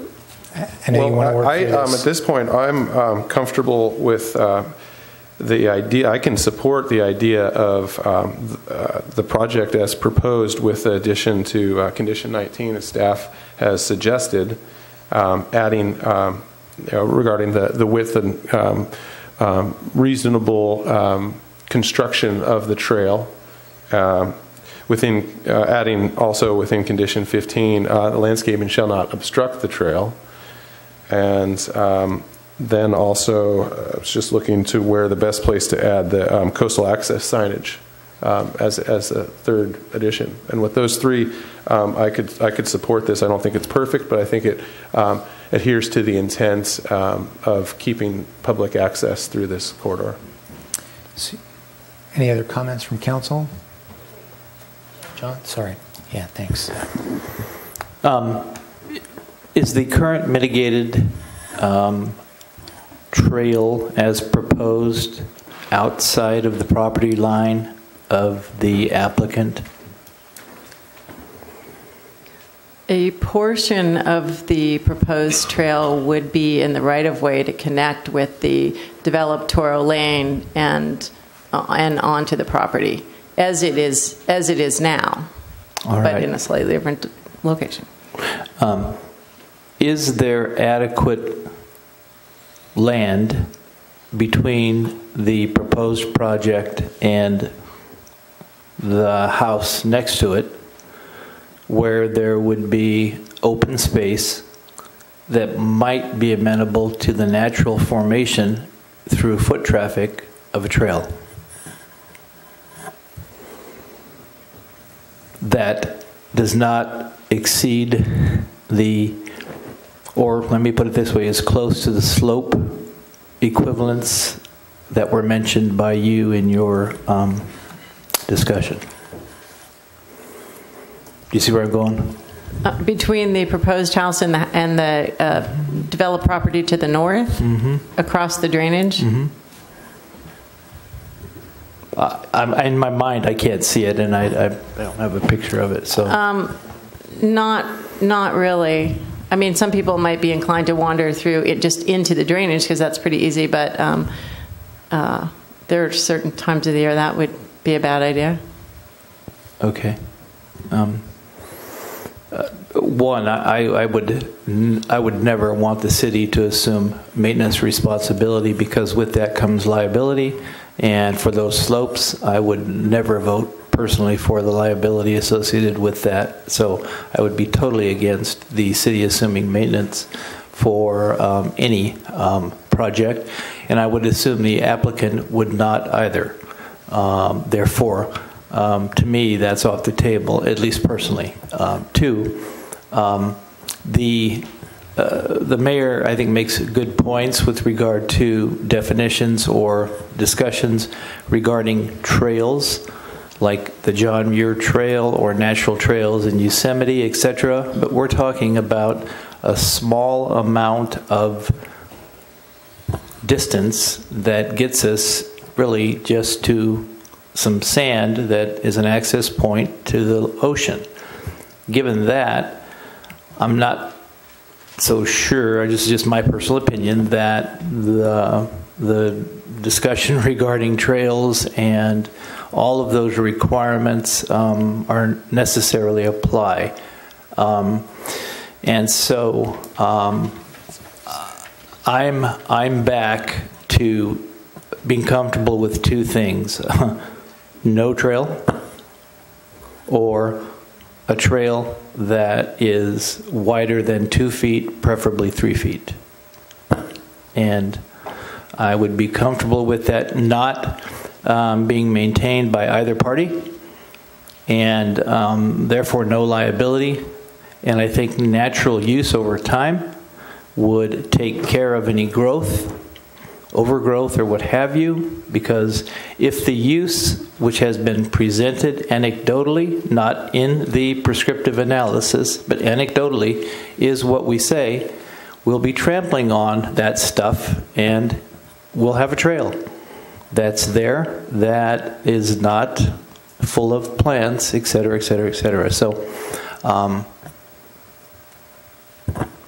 that's where I stand. Thank you. How about Christine? I think you're. I have a slightly revised position. I really appreciate you thinking very deeply and perhaps unpopularly, Jamie, about the reality of what it takes to preserve the environment as well as coastal access. So, certainly, that's but I appreciate that. It's an intellectual option for us to consider, because it does seem somewhat absurd. We're talking about access, and it feels like access is really all around us. But I guess what I'd like to hear from the applicant at some point, as we've all agreed. I am willing at this point to move the project forward, parsing out a little bit of the additional language and the conditions with the trail as proposed by the applicant, because I'm wondering if they're doing this in order to find a compromise position with the community to receive final project approvals. So if this is what it takes to get it through our community, as well as then take it forward and get it to coastal, if it has to go back, if there's a challenge in some way, then if this trail will make a difference for the final project approval, then I will be willing to go forward with the trail as long as it is a non-maintained trail in the dedicated easement, just to protect the city. I understand that the community wants the trail as they've had it, but the community also expects us to make decisions that don't put our community at risk of a large lawsuit, which would negate our ability to maintain many trails if we were to lose a suit. And it's been brought to our attention recently, as I explained, that liability is becoming more and more, it's putting more pressure on us. So I would just, if this is why the trail is there, so the project eventually goes to fruition, then I would be able to support that. And we can parse out the language if need be. Thanks. And my comment to that is I agree with the stipulations. We're talking about no maintenance trails, no comment about signage on the trail, and I'd be prepared to move forward with it. Thanks, Matt. So we want to craft that. I've got, pardon me? Yeah, so, I wonder if it's a good time to hear from you. Yeah, so at this point, I think if you've got a fairly good idea where we're going on that, we'll circle back. Perhaps if we could open public comment and for the applicant to respond to some of the discussions and comments. Just for the record, you're not opening public comment. You're going to ask the applicant some questions. Okay, thank you. Thank you very much, Mayor and Council, for your very thoughtful deliberations this evening. We really appreciate all of the time and energy that you're putting into this. First of all, the applicants are very favorably disposed to signage, so they feel free. And I think that staff has, your staff has standard signage language for beach access. Thank you very much for recognizing that the applicants have precisely the same fear that you do about liability when it comes to maintaining the trail, and they're obviously in even a weaker position to defend themselves than a jurisdiction would be. So we appreciate that contemplation as well. As far as the, I'll give you a little bit of background. First of all, the entire applicant team, all of their consultants, city staff, and coastal staff started where Mayor Irons is tonight, which is we have plenty of access around here. We've got abundant access around here. We would love to make this the poster child for restoration. There's been a bunch of degraded habitat here for years, annual grasslands, people tromping all over the place, and so that's where we started. We heard very clearly from the community that they wanted a trail maintained on this property, and that's exactly why we've put this before you tonight and where we landed with the Planning Commission. And we are in fact hoping to avoid both the coastal appeal as well as a prescriptive right battle. This family has been working on this for years. They'd like to have a house and move in and, play with their children on the beach. So I would also second the comments from Mr. Graham that a 3-foot wide trail sounds fantastic. Looks pretty good on paper, but 3 feet width of sand erodes far more than 2 feet and more than 18 inches. I mean, the more narrow the trail, obviously just the less sandy material there is to erode, and the better your trail is going to be maintained naturally over time. So that's kind of our 2 cents in terms of width. I also would, of course, have a concern if the condition language on width spoke to what was permittable by Coastal Commission, because, of course, again, we would prefer not to bring a trail forward to the Commission. We would prefer to have this stop here with the understanding that we have a lot of experts, including the mayor, that can chime in on the trail design with staff and work towards something that's going to be very functional and usable for the community and won't require maintenance. You do, in fact, get a naturally maintained trail by walking on it. I've certainly worked on coastal trails before where we've had very limited pullouts. So you've got an 18-inch trail, but you have a tiny little passing area. So when you do see that person coming up the trail at you, that's fine. There's a spot that's not vegetated. You can pull over to the side for a moment. But again, these are the details that I think can be worked out very effectively with both your city staff and with coastal staff, given these very gracious applicants that are trying to do the right thing. Is that helpful? It is helpful, but it's still trying to get back with conversations and how we deliberate and the details. Okay. So, are there any questions? So was it a no or a yes on 3 feet? It's and I don't know what kind of feedback we would get from Coastal Commission staff on 3 feet. I don't know what our biologist would have to say in terms of that 3-foot wide section's potential to erode and degrade this esh that we're trying so desperately to establish here. I guess I'm not prepared to sign off on that in stone this evening because I don't know what the ramifications are. We haven't had those detailed discussions. And again, I do think that it is something that could be worked out at the staff level. You've got a very competent staff here that works hand in hand with the Coastal Commission staff routinely, has a good working relationship with the consulting biologist, with trails experts. Thank you. So that's probably still wasn't a yes or a no. Thank you. If I may just ask staff to comment, Scott, if you... I think it's kind of, as I said, I would be careful locking it in stone at 3 feet. I would be concerned. My experience, and I've had in my experience over the last 20 years or so, have had trails that we've put in various places that we had erosion issues because they were too wide. Mm-hmm. That's been my experience. Can they be designed in this location, to be more sustaining? I don't know. I know narrower works better and typically will last longer. And those are the conversations. This is one of the things we haven't talked about, but this is one of the conversations that we've actually had specifically with coastal staff. I think what was the reference they used was like you could put in they called it a goat trail, I think, at one point. So we had these specific conversations with coastal staff, and their idea was these are narrow trails. they're reflective of the other narrow, non-maintained trails that are over there, and that would be completely adequate to them. And so that was kind of the take that we had on it, and I think was kind of, what kind of led to the design from the applicant. So if that gives you some, perspective on this, hopefully it does. Yeah. Anyway. Thank you. Any other questions? No? So just to confirm, currently it's proposed at 2 feet, 24 inches? That's what it shows on the plans, yes.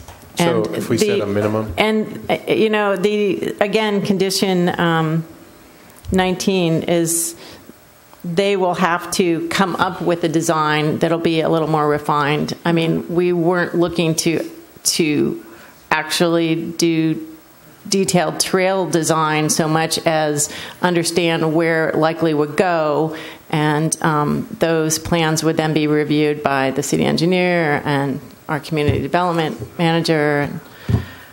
So, and the condition requires their approval before it can be put in. That's absolutely true. Okay. Well, given that, I think this is a balance of the restoration needs and the access needs, and as written, 19 probably isn't as strong as I'd prefer, but I think it gets us there. I'm not sure it necessarily needs to be. I think it achieves the goal, and it doesn't. We could mess with it, but do we really need to? So, condition 21, though, I think does need to have a coastal access signage included with the hours of the trail, which doesn't sound like it's a problem, thankfully. And then condition 15, I think it is important that the language in there says the landscaping shall not obstruct access on the trail. So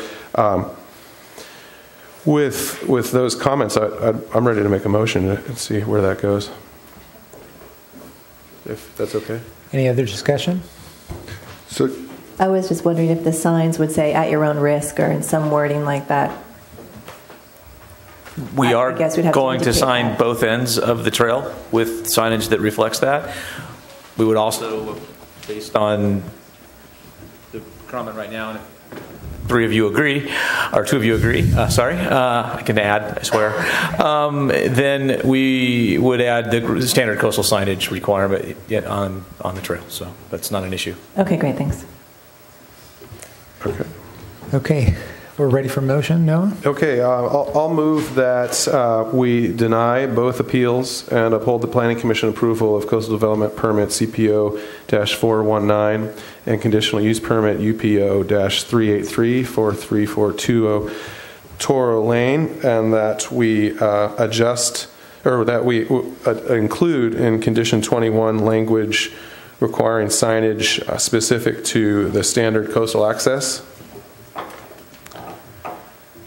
as well as under Condition 15 that landscaping shall not obstruct access of the trail. And just for the record, that you adopt Resolution 7715 with the modifications you just stated. Yes. That's it. Second.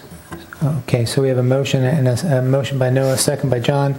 So motion is to deny both appeals. To condition number 21, require signage and access that specifies access. Condition number 15, ensure landscape does not obstruct trail.